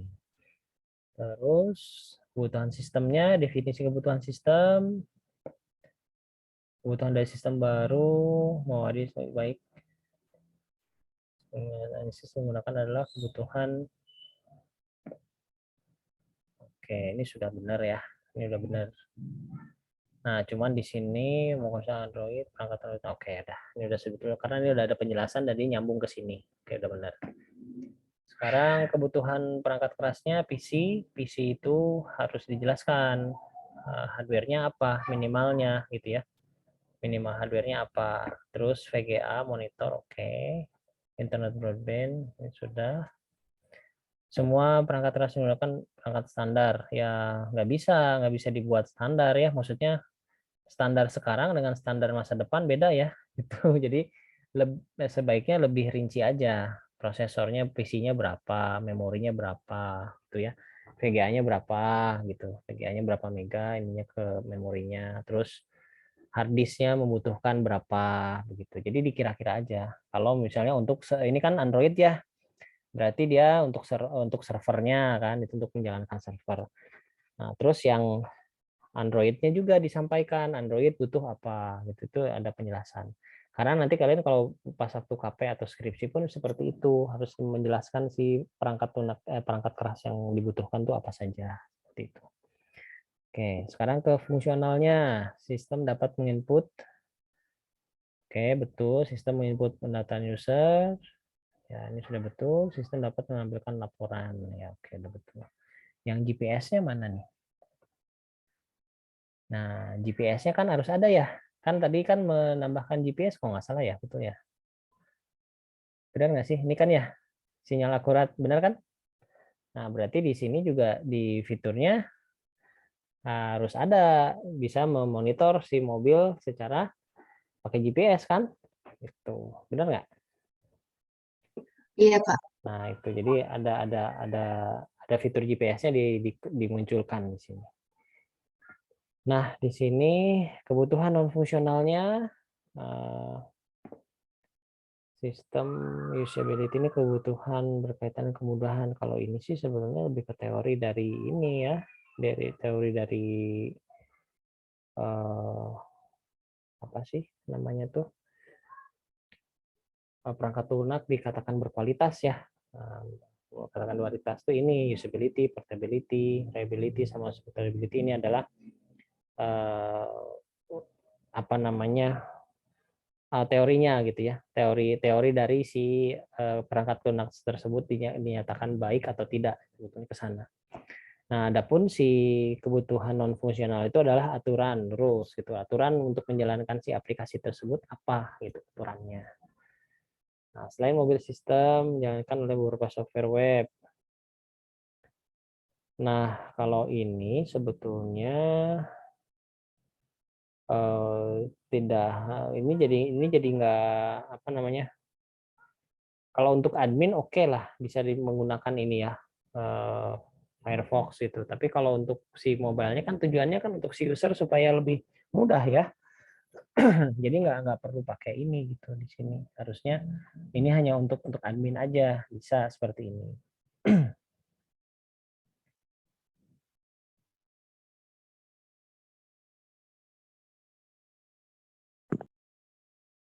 Sistem harus dapat memastikan bahwa data yang digunakan di sistem harus terlindungi dari akses data. Oke, ini benar nih. Sistem memiliki tampilan ya pasti ya yang mudah dipahami, user friendly. Nah, itu sudah bisa. Nah, ini tambahkan lagi ya si non fungsionalnya apalagi tuh. Misalnya si admin itu harus karyawan gitu kan, harus karyawan si pemilik itu. Terus user itu siapa? User ini adalah yang sudah menginstal aplikasinya, nah di Android-nya kayak gitu. Jadi dijelasin. Oke, timeline-nya ini bukan, ini perangkatnya ini nggak ada timeline-nya ya. Harusnya timeline-nya ada ya. Ini kekurangan di timeline nggak ada. Oke, kita lihat di sini gimana ini saya bacanya ya. Oh, ini nggak ada sistem boundary-nya ya? Ada ya? Oh, ada ini. Ini sistem boundary. Oke. Terlalu kecil nih, sebentar. Saya gede. Nah, ini nggak ada di use case itu di atas ya. Use case itu adanya di kiri atau di kanan. Yang di kiri itu adalah si yang inisiasi, yang di kanan adalah yang ngerespon gitu. Yang ngerespon. Nah, jadi di sini ini masih kurang pas nih ya. Saya bingung bacanya kalau kayak gini nih. Login itu menjadi sebuah use case jadinya di sini ya. Harusnya maksudnya sebuah use case yang berdiri sendiri ini. Sementara yang namanya include itu dari sini harusnya. Jadi login itu ke sini nih. Mengelola pelanggan itu berarti login. Kan dia untuk mengelola pelanggan itu dia harus login dulu. Jadi ada panah ke sini include. Sementara kalau ini include-nya masuk ke sistem. Masuk ke sistem itu maksudnya Harusnya apa di ya? tengah ya, Pak. Kayak kebalik deh, Pak. Iya. Kayaknya loginnya harus di tengah gitu. Iya, jadi si admin itu seharusnya di sini. Admin itu harusnya di kanan. Terus si pelanggan oke udah benar di kiri, pemilik mobil di kiri oke udah benar. Cuma di sini masuk ke sistem ini belum jelas loh. Ini masuk ke sistem kan sama dengan login kan sebetulnya ya. Iya, Pak. Iya, jadi Tadinya loginnya tuh pengen. ya benar. Jadi ini hapus aja yang atas nih ya. Yang ini hapus, yang ini ganti dengan login gitu. Kalau ini dan panahnya pun terbalik ya. Panahnya terbalik. Jadi ke sini. Ya ke sini arahnya. Jadi harus login dulu dia baru bisa mengelola data gitu. Kalau kayak gini dia masuk ke sistem tuh harus ngolah data dulu ya. Harus ngelola ini dulu, ngelola ini, baru dia bisa masuk sistem. Itu pengertiannya. Jadi terbalik ya. Gitu. Nah, bisa tadi dicontohkan kan sama yang ada yang bagus tadi yang sebelumnya ya, yang kelompok sebelumnya. Nah, itu bisa lihat kayak seperti itu untuk use case. Oke, bisa dipahami ya. Iya, Pak. Nah, ini untuk logout juga ya. Logout juga kan dia butuh login dulu. Jadi dia nanti ada panah ke sini. Gitu. Daftar. Nah, kecuali daftar. Kalau daftar dia nggak perlu registrasi kan. Seperti itu. Nah, sekarang kita nah ini sebaiknya tabelnya diseragamkan aja ya. Ini harusnya ditabelin gitu ya. Kondisi awal, kondisi akhir. Oke. Tapi ini mau apa? Poinnya udah ada sih. Ini poinnya udah ada. Oke. Login, logout. Nomor use case-nya paling ya. Pendaftaran. Pak, jadi kondisi awal sama kondisi akhirnya tuh dimasukin ke tabelnya gitu. Iya, seperti contoh yang sebelumnya tuh. Contoh yang sebelumnya kan ada ya di Iya. kelompok sebelumnya Iya. nah seperti itu contohnya. Itu yang bagus itu ininya. Penjelasan skenario use case lah, skenario use case-nya. Ini saya memang salah yang waktu itu bikinnya bukan skenario diagram, harusnya skenario use case. Jadi diagram itu nanti hanya di use case, di activity sama di sequence sebetulnya ya. Sama kelas. Kalau di skenario itu dia skenario use case. Ya nggak apa-apa, ini sih kesalahan saya ya, tapi nanti dirubah aja. Cuma ininya juga sudah jelas. Nah ini udah kelihatan ya, aktor mendaftar ke sistem. Terus sistem akan menampilkan pendaftaran. Nah ini kan bisa dipakai untuk nanti langkah selanjutnya di activity ya. Gitu. Jadi tinggal diteruskan buat ke activity-nya. Jadi kalau sudah dijabarkan seperti ini akan lebih mudah untuk membuat activity diagramnya. Kita lihat dulu. Ya, saya rasa sudah cukup sih. Ini sudah mewakili sih, saya melihat sudah beberapa udah bisa. Oke, paling itu saja. Ada yang ditanyakan? Sudah cukup jelas? Sudah, Pak. Oke, ya. Ada lagi yang mau request? Kelompok 16, Pak. 16, oke, siap. Kelompok 16 itu adalah sistem informasi pelayanan di kelurahan ya, Mulia Mekar. Elma sama Penny. Oke. Ganti judul, Pak. Jadinya di Desa Cikopak. Oh iya, Mulia Mekar. Desanya Mulia Mekar loh, bukan Cikopak sebetulnya. Desanya kampung sih, Pak. Lebih tepatnya kampung Cikopak ya. Iya, kalau kampung lebih kecil lagi. Desanya Mulia Mekar aja, kalau kampung lebih kecil lagi. Kan itu kantor desa kan ceritanya ya. Iya. Kantor desanya kantor desa Mulia Mekar. Tuh, kalau mau ngikutin. Desa, kecamatan kan Babakan Cikau ya, kalau nggak salah. Ya, Pak. Kecamatan Babakan Cikau. Itu dari siapa ya?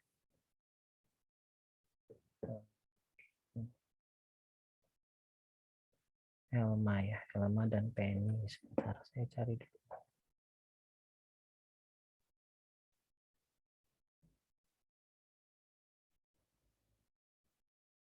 Oke, ada nih.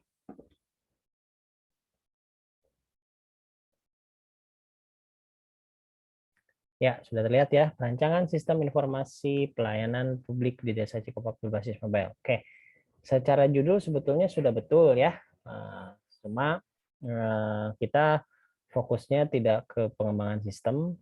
Kalau sistem itu kan berupa prosedur juga gitu ya, berupa rules, itu kita kembangkan juga kalau sistem itu. Jadi yang kita judulnya kita lebih menjurus ke arah perancangan rancang bangun gitu ya, rancang bangun aplikasi. Jadi ininya udah bener nih, pelayanan publik di Desa Cikopak berbasis web, berbasis mobile gitu ya. Ini sudah betul, tinggal depannya diganti aja dengan rancang bangun ya, rancang bangun aplikasi. Nah ini desanya ya disesuaikan aja, bukan apa Desa Mulia Mekar aja ya, gitu. Karena sama aja. Kalau nggak salah itu nama desanya Mulia Mekar. Terus di sini kelompoknya sudah betul, ini sudah betul. Oke, daftar isinya nggak ada nih, harusnya ada daftar isi ya. Oke, sekarang kita lihat ini umumnya. Nah, kalau kayak gini nanti harus ada daftar pustaka nih, kalau kayak begini. Pelayanan, oke, masalahnya di mana nih?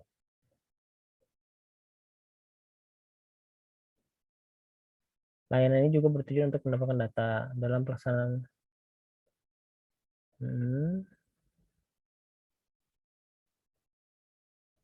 Nah, oke. Sebetulnya intinya dari sini sih, ya. Ya ini udah dari umum ke mengkerucut ini udah benar sih.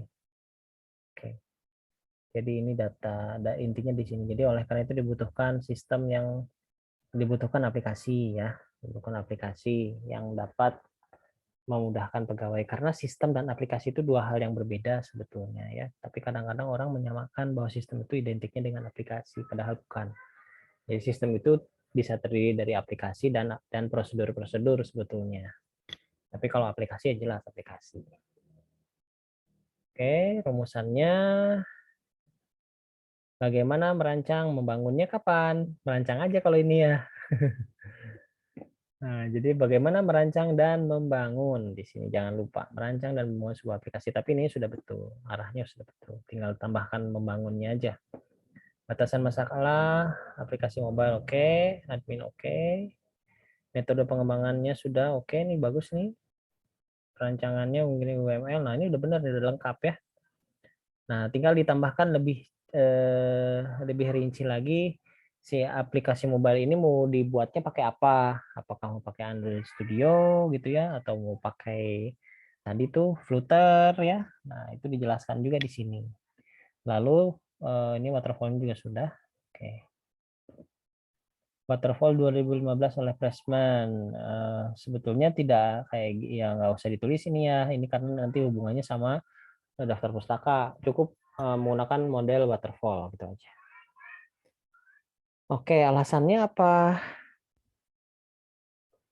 Pendekatan sistematis. Nah, ini kan modelnya melakukan pendekatan sistematis berurutan. Nah, ini nggak ada ya. Jadi ini baru teori. Ya, ini tambahkan ya. Harusnya ada alasan kenapa milih waterfall, kenapa nggak milih prototype. Nah, ya, seperti itu. Jadi utamakan si waterfall itu karena di sini ada clue-nya nih. Waterfall menggunakan pendekatan secara sistematis secara berurutan. Nah, itu yang dibutuhkan kenapa harus pakai waterfall. Jadi kemukakan alasannya. Oke, sekarang yang bab 2-nya, definisi kebutuhan perangkat lunaknya.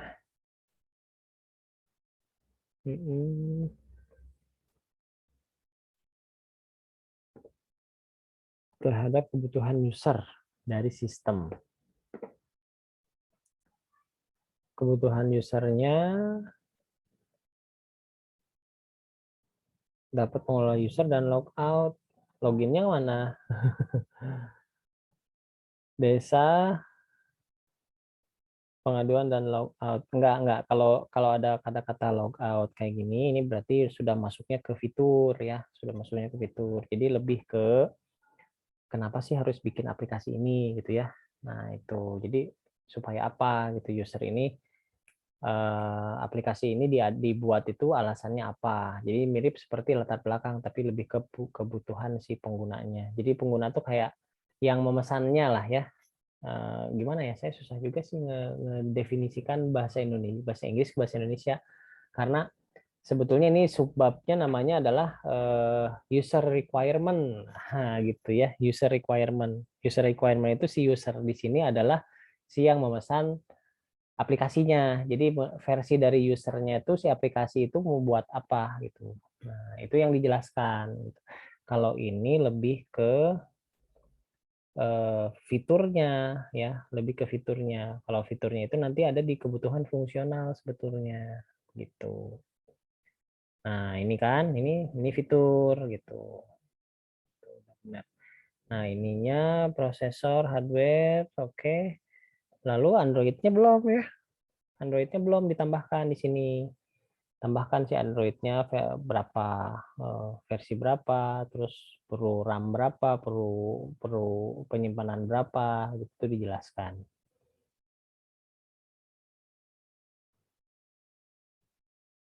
Lalu non fungsional. Nah, ini benar non fungsional. Jadi aturan-aturan rules gitu ya. Besarnya program, oke. Besar. Nah, besar program maksimal 100 MB, berarti ini harusnya hard disknya jangan 500 giga. 100 MB juga udah cukup, karena di sini requirement, jadi kebutuhan hardware, bukan besarnya hard disk yang ada di komputer gitu ya, tapi space yang akan digunakan itu berapa gitu. Jadi kayak hardware requirement lah. Oke, sekarang lihat waterfall. Nah, waterfall itu tidak pernah seperti ini. Kalau ini bersinggungan ya. Kalau bersinggungan gini bukan waterfall. Ini udah bisa masuknya ke prototyping atau ke spiral. Nah, seperti itu karena dikerjakan atau juga agile gitu ya, dikerjakan secara bersamaan. Apalagi ini nih ya, communication, planning, dan modeling dilakukan secara bersamaan. Nah, kalau yang secara bersamaan ini adalah prototyping yang kalau kayak gini, atau spiral, atau yang agile gitu. Kalau waterfall, dia observasi, communication, observasi dan communication satu kesatuan ya biasanya. Satuan, terus planning. Nah, dia tidak ada di atasnya kosong. Jadi dia berdiri sendiri gitu. Oke, paham ya? Untuk itu ya, timeline ya. Ya, Pak. Nah, terus ini kan kosong. Kalau kosong ngapain dijelasin juga di sini? Udah aja hilangin ya kalau kosong ya. Gitu. Construction. Terakhir ini ada yang kurang nih di waterfall itu, ada deployment, hati-hati ya. Yang lain juga nih yang pakai waterfall, deployment-nya rata-rata saya nggak ngelihat gitu. Deployment itu saat si aplikasi itu ditaruh di sebuah di hosting lah, dijalankan gitu. Kalau tahap construction itu tahapnya saja, memang waktu skripsi bisa kalian menggunakan sampai tahap construction, bisa saja, itu nggak masalah, karena kan tidak harus di-deploy ya kalau untuk skripsi. Tapi ini ceritanya kita inilah ya software developer gitu. Jadi yang pastinya dia pakai digunakan untuk ini apa namanya, pasti digunakan gitu ya, pasti digunakan, otomatis ada fase deployment-nya, jangan lupa. Untuk proses-proses yang lain juga ya, untuk yang lain juga kayak gitu. Oke, communication apa ini? Nah, ini udah betul sih sebetulnya ya. Seperti ada penjelasan seperti ini juga bagus ya. Ini melengkapi lah, melengkapi. Ya, kita lihat use case-nya. Oke. Login panahnya. Oke, mana nih panahnya? Include apa nih? Oh. Ini panahnya salah ya. Extend, kok extend ya? Nggak bisa. Extend itu ini kebalik kayaknya ya. Panahnya kebalik semua ya. Oke. Kalau yang include itu ke sini ya. Include itu ke sini. Include ke sini. Tapi ini sudah betul ini ya. Pemahamannya sudah betul bahwa ini adalah include. Cuman panahnya aja terbalik ya. Panahnya terbalik. Ini harusnya Iya, Pak. ke sini, panahnya ke sini. Tapi pemahaman ininya sudah betul. Logout pegawai. Logoutnya jangan dipisah-pisah. Cukup satu aja. Nanti ngejelasin use case ngejelasin apa namanya? Activity-nya jadi makin banyak dan ngejelasin skenario use case-nya juga malah makin banyak. Jadi cukup aja karena kan ini satu aktivitas kan ya. Logout itu kan aktivitas. Logout ya. Logout ya. Ini juga pasti ada logout juga nih. Sini ada nggak? Logout tuh ada 4 ya. Jadi sebetulnya si 4 use case ini bisa satu, cukup logout aja. Itu ya, paling itu ya.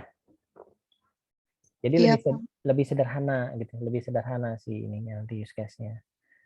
Oke, nah ini udah betul nih untuk yang tadi ya, yang tadi nanya tabelnya seperti ini, benar-benar ada nomor use case, ada nama, ada aktor, ada description, precondition, alur dan sebagainya. Ini sudah ada. Input, aktor, nah udah benar. Nah paling itu aja ya, disederhanakan. Kalau ini udah benar nih, sepertinya udah benar nih. Jika salah nanti ini ada decision nih, kalau di apa? Di activity-nya pasti ada decision karena jika username lah. Nah, ini jadinya berulang-ulang ya untuk logout-nya. Gitu. Login-nya cukup satu. Disatuin sih, Pak. Satuin. Logoutnya pas Nah, iya. dibikin jadi skenarionya. Nah, iya, berarti kan nggak ini ya, maksudnya nggak sesuai sama use case-nya. Jadi sementara use case itu harus sesuai. Jadi ini yang satuin ya. Paling itu ya. Yang di use case-nya disatukan. Kalau di scenario-nya udah benar, tapi use case-nya malah kurang tepat, itu aja. Paling yang diperbaiki use case-nya ya. Sama panahnya dibalik-balik, terbalik itu yang include. Iya, Pak. Oke. Oke, paling itu saja. Ada lagi pertanyaan? Cukup, Pak. Makasih. Ya, oke. Good. Tuh bagus lah ininya. Pemahaman use case-nya sudah cukup bagus. Oke. Ya, ada lagi yang mau request?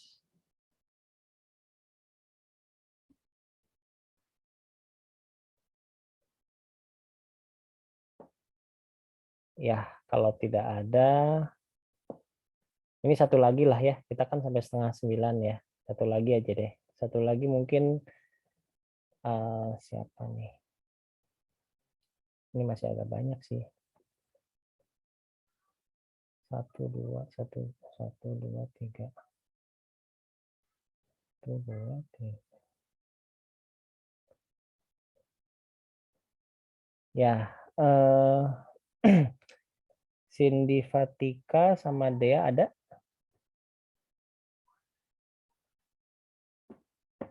Nggak ada ya? Yang lain deh, kalau nggak ada.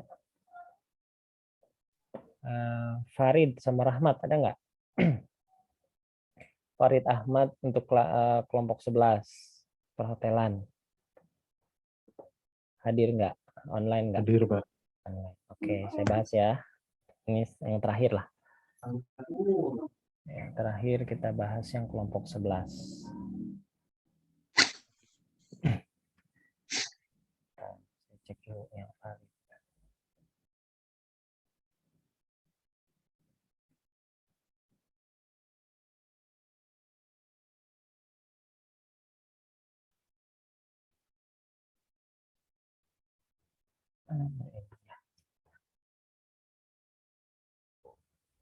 Oke, Farid Ahmad Sidik. Oh, pakai Word ya.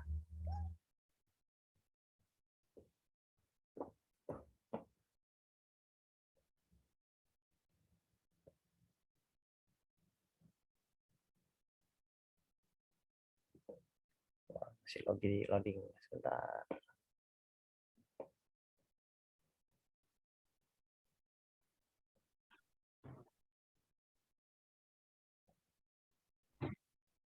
Ya, sudah.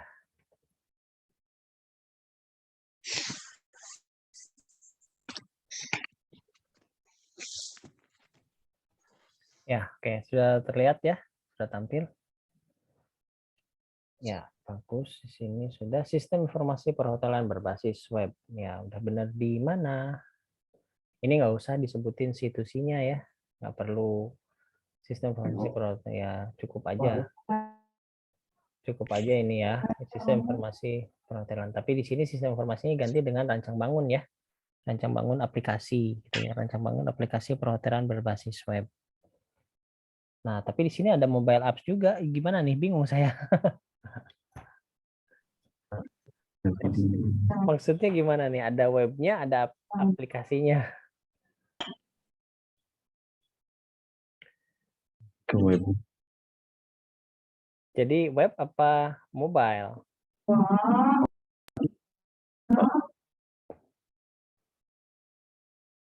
Di sininya juga nggak ada ini rumus masalahnya begini ya. Wah, ini malah menjelaskan tentang teori, harusnya nggak ada ya. Oke, saya lihat ininya aja dulu nih. Ini apa nih? Ini memesan kamar, ini ada aplikasinya. Bentar. Kurang ya, masih kurang tepat nih. Untuk login ini nggak langsung panah ke sini ya. Login itu hanya include dari semua yang ada di sini, termasuk logout ya. Seperti yang tadi dijelaskan ya di sebelum-sebelumnya. Jadi login itu dia akan menjadi include ke aplikasi yang lain, ke use case yang lain. Terus ini dia berada di luar nih. Pemesanan kamar, pembatalan kamar, pembayaran ini maksudnya apa nih? Kok ada di luar sistem? Berarti ini di sistem yang lain atau gimana? Halo? Gimana? Ada penjelasan?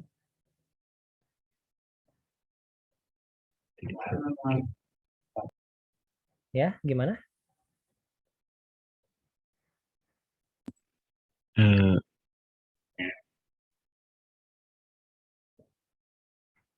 Suaranya belum terdengar. Gimana?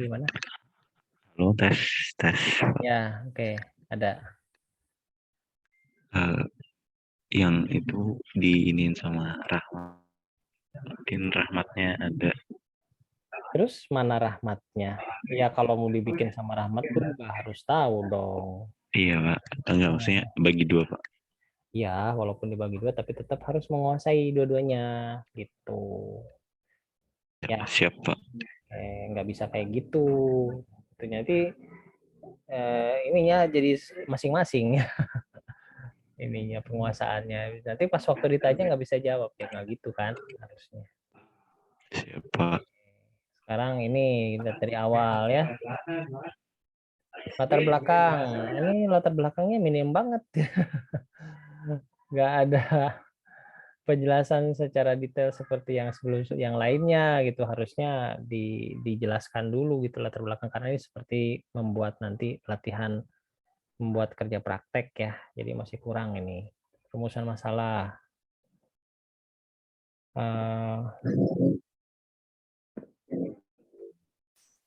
Ini sih bukan latar belakang ya. Ini sih lebih penjelasan ke user requirement justru ini. Ini user requirement bukan si latar belakang masalah. Ini masih salah ya, kurang tepat. Jadi latar belakang tuh kayak tadi dijelaskan tempatnya di mana, permasalahannya apa, solusinya si aplikasinya. Jadi nanti si rumusan masalahnya adalah aplikasinya gitu.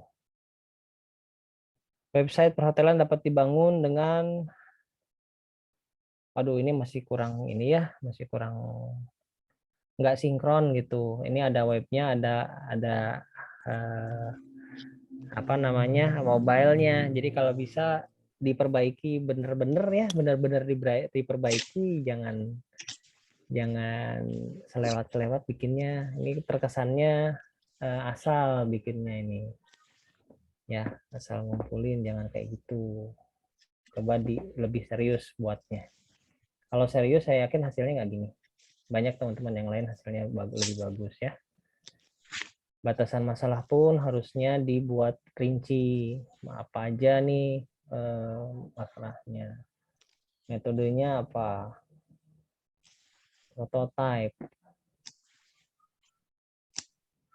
Kemudian oke. Ini belum menjelaskan alasan menggunakan prototype, baru ke teori prototipenya. Definisi kebutuhan juga ini enggak ke sana sih, ini apa? Agar bersifat saya sehingga dapat enggak, ini terlalu banyak ya, enggak dibikin seperti ini, di list aja. Di list aja ininya apa namanya? Kebutuhan penggunanya apa aja di list. Kayak ini apa? Prosesor, hard disk, memori, VGA. Lalu ini mau konsisten enggak ininya apa aplikasinya sebetulnya bikin pakai mobile apa pakai web? Saya tanya dulu ini. Itu aslinya web, Pak. Nah, terus kok ada mobile-nya di sini? Ya maksudnya yang ini aja gitu, yang jelas itu. Kalau web, kalau mobile gitu. Sebenarnya nggak masalah sih, mau buat juga nggak masalah. Tapi ya harus konsisten gitu ya.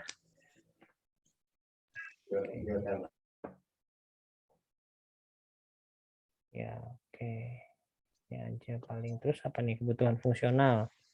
Enggak gitu juga. Ini masih salah banget ini. Kebutuhan fungsional itu lebih ke fitur ya.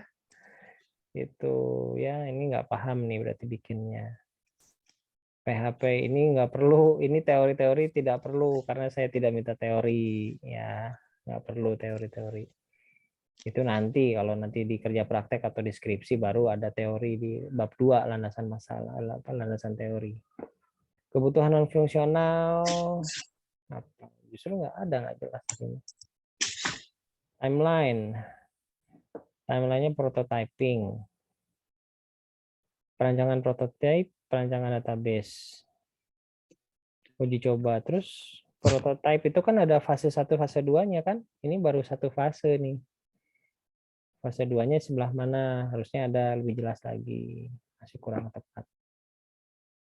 Terus skenario diagramnya nggak gini. Ini sih bukan skenario diagram, ini sih apa namanya? Rancangan menu ini. Menu tampilan ya. Gitu. Oke, ini masih sangat kurang ya. Jadi tolong diperbaiki ya. Karena nanti ini nyambung sampai UAS. Oke, paling itu saja. Ada yang menanyakan nggak? Baik, Pak. Ya, Makasih, Pak. diperbaiki, dibuatnya serius ya. Jangan asal, ini kesannya asal loh itu. Nggak dibuat secara serius gitu. Oke, paling itu saja. Jadi tolong dikerjakan secara serius untuk tugasnya.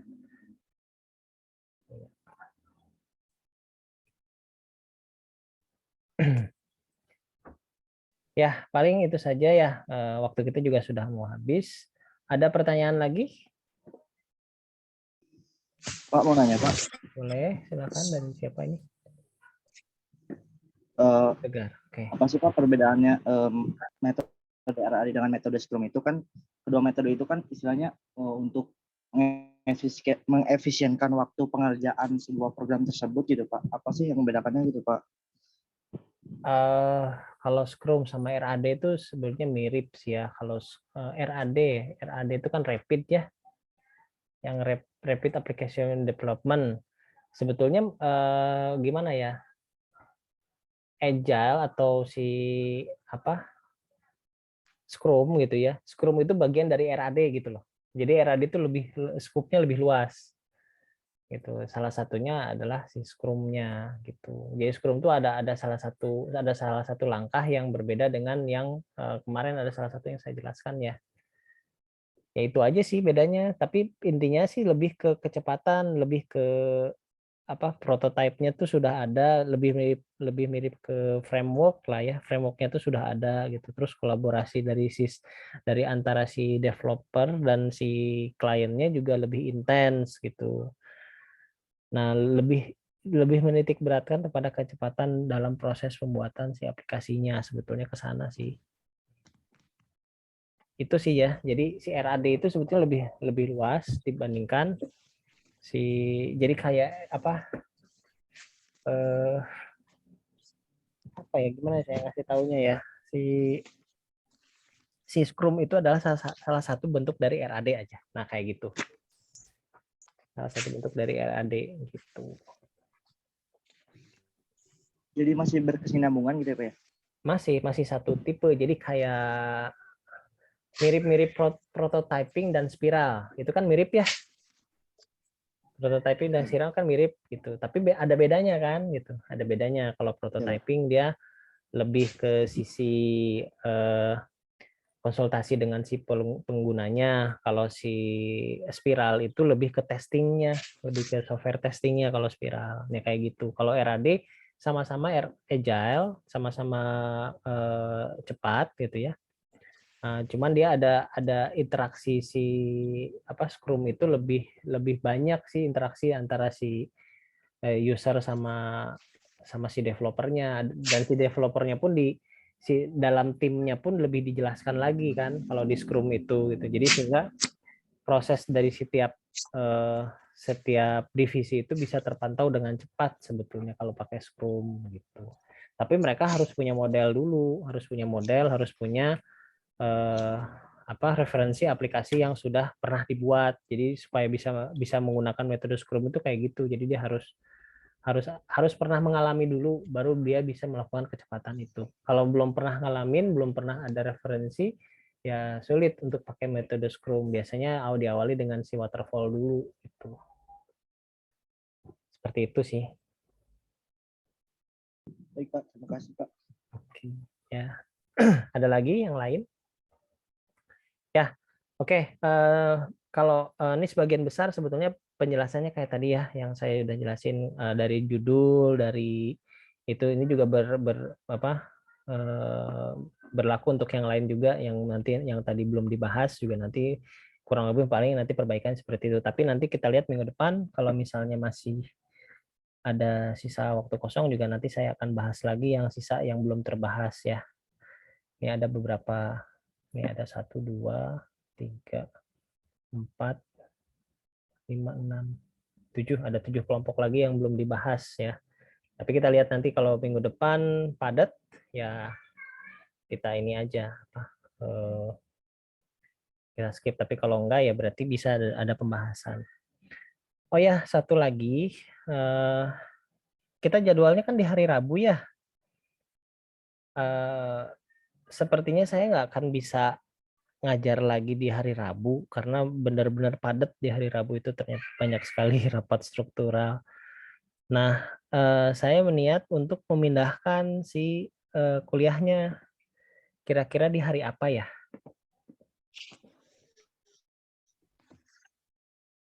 Halo?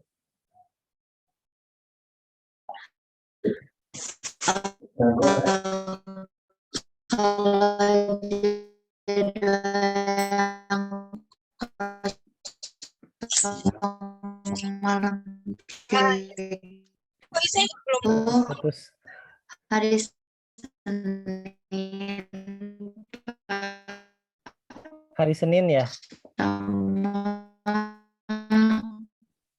Selasa jam pertama. Hari Senin jam pertama. Hari Senin jam pertama kosong ya? Iya Pak, jam pertama kosong. Putus-putus yang Anita ya. Nah.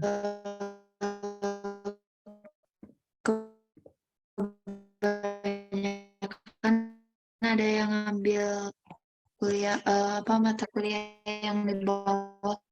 Oh, ada yang di bawah. Oke. Nah, jadi enaknya hari apa nih selain hari Rabu aja? Tapi ada beberapa yang ngambil mata kuliah di bawah, Pak. Iya, ada beberapa ya yang ngambil ke bawah. Nah, cuman kosongnya di hari Senin aja ya?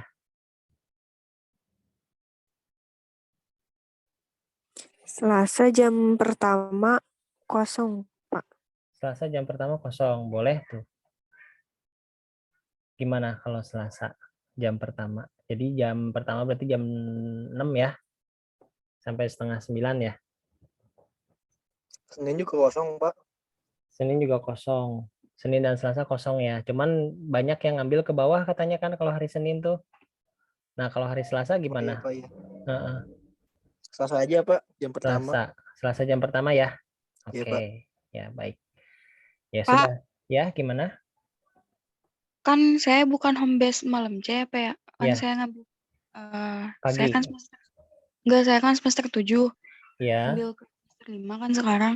Nah, saya hari Selasa ada jadwal Pak di semester 7. Itu gimana, Pak? Oh, jadwal semester 7 ya. Oke.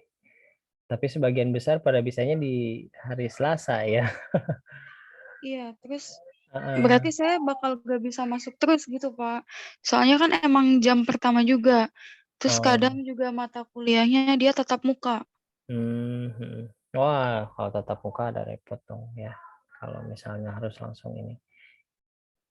Oke, kalau yang apa Penny ya ini ya. Penny berarti nanti pas waktu presentasi juga repot ya kalau misalnya hari Selasa nggak bisa hadir. Iya, Pak.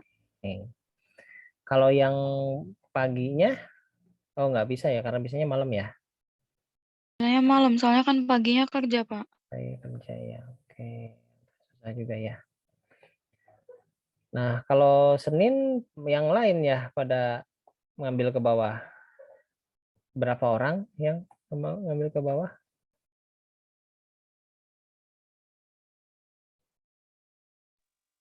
Enggak sih Pak, kalau Senin juga sama, soalnya kalau semester 7 kan mata kuliahnya tuh jam pertama semua Pak, rata-rata. Jam pertama semua. Iya, Nah, Senin sampai berarti jam Kamis itu jam kedua. pertama. Jam pertama. Nah, kalau begitu, kalau Selasa jam kedua gimana? Yang lain? Ada Jam nggak? kedua ada Pak, offline Pak. Jam kedua offline, Pak. Wah, itu repot. Senin jam kedua ada nggak? Kosong nggak tuh? Coba ke Senin libur. bawah. Senin libur ya? Iya. Ya udah, kalau gitu Senin jam kedua aja gimana? Senin jam Boleh kedua. aja sih Pak. Gimana yang lain aja? Oke. Nah, yang lain, Pak. Ya, yang lain gimana kalau Senin jam kedua? Boleh, Pak. Boleh ya? Boleh, Pak. Oke. Boleh, Pak. Ya udah. Nah, berarti mulai minggu depan ya, kita Senin jam kedua ya, nanti saya update ke akademik gitu. Berarti kita fixnya karena di hari Rabu saya udah dipastikan nggak akan bisa ngajar terus akhirnya, karena banyak sekali rapat struktural di hari Rabu itu, begitu. Takutnya jadi malah nggak keurus nanti kelasnya, kasihan gitu ya. Nah, itu paling jadi kita pindah ke hari Senin ya, berarti ya. Hari Senin jam pertama, berarti nanti hari Senin ini kita mulai di pertemuan 11 berarti ya, nanti berulang ke selanjutnya. Ini juga saya nanti mau memindahkan juga yang di hari Rabu, yang kelas pagi juga kayaknya mau saya pindahkan, karena memang hari Rabu itu full banget dari pagi, biasanya pagi sampai malam biasanya itu kita persiapan untuk rapat struktural dan lain-lain, apalagi untuk persiapan untuk wisuda juga. Seperti itu. Oke, sementara itu saja ya pertemuan kita. Oh ya, saya belum screenshot nih yang hadir. Hampir lupa. Saya screenshot dulu ya. Yang hadir, silahkan satu. Ya, yang mau open cam silahkan. 1, 2. Siap-siap. Oke, 1, 2, 3.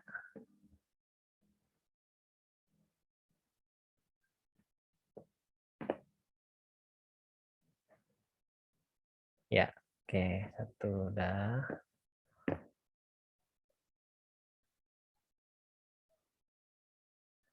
Ya, satu lagi yang halaman kedua, sebentar ya.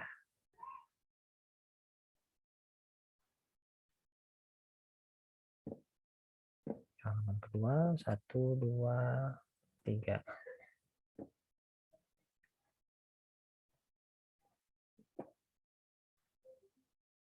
Oke, sip.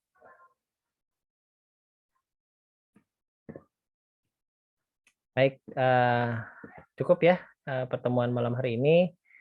Sampai ketemu lagi, berarti besok nih hari Senin ya. Hari Senin berarti kita masuk ke apa namanya, sequence ya, sequence diagram. Cuman mungkin saya nggak akan bahas dulu tugasnya, karena kan tugasnya habisnya di Selasa ya. Nanti pertemuan selanjutnya nanti akan dibahas tugasnya lagi ya. Paling itu saja. Ya, atau nanti saya bikin video untuk ngebahas tugasnya seperti apa nanti setelah semuanya mengumpulkan, nanti bisa di-share. Paling itu aja, itu solusinya, karena kan nanti berkesinambungan tugasnya, udah selesai sequence, nyambung lagi ada tugas sequence, nanti ada tugas apa namanya terakhir itu kelas diagram gitu. Nah, udah kelas diagram ya udah tinggal presentasi. Presentasi itu udah penghitungan UAS ya, nanti setelah presentasi kan ada revisi yang dikumpulkan ketika jadwal UAS, itu adalah hasil revisinya. Nah, itu nanti adalah nilai akhirnya di sana. Oke. Ya, paling itu saja pertemuan malam hari ini. Terima kasih ya sudah menyempatkan waktu untuk kuliah pengganti hari ini. Saya mohon maaf apabila ada kekurangan atau yang kurang berkenan. Sampai ketemu lagi di hari Senin ya. Di jam kedua berarti ya. Ya, cukup sekian dari saya. Wassalamualaikum warahmatullahi wabarakatuh. Waalaikumsalam warahmatullahi wabarakatuh. Terima kasih Pak. Sama-sama. Terima kasih, Pak. Baik, saya close ya.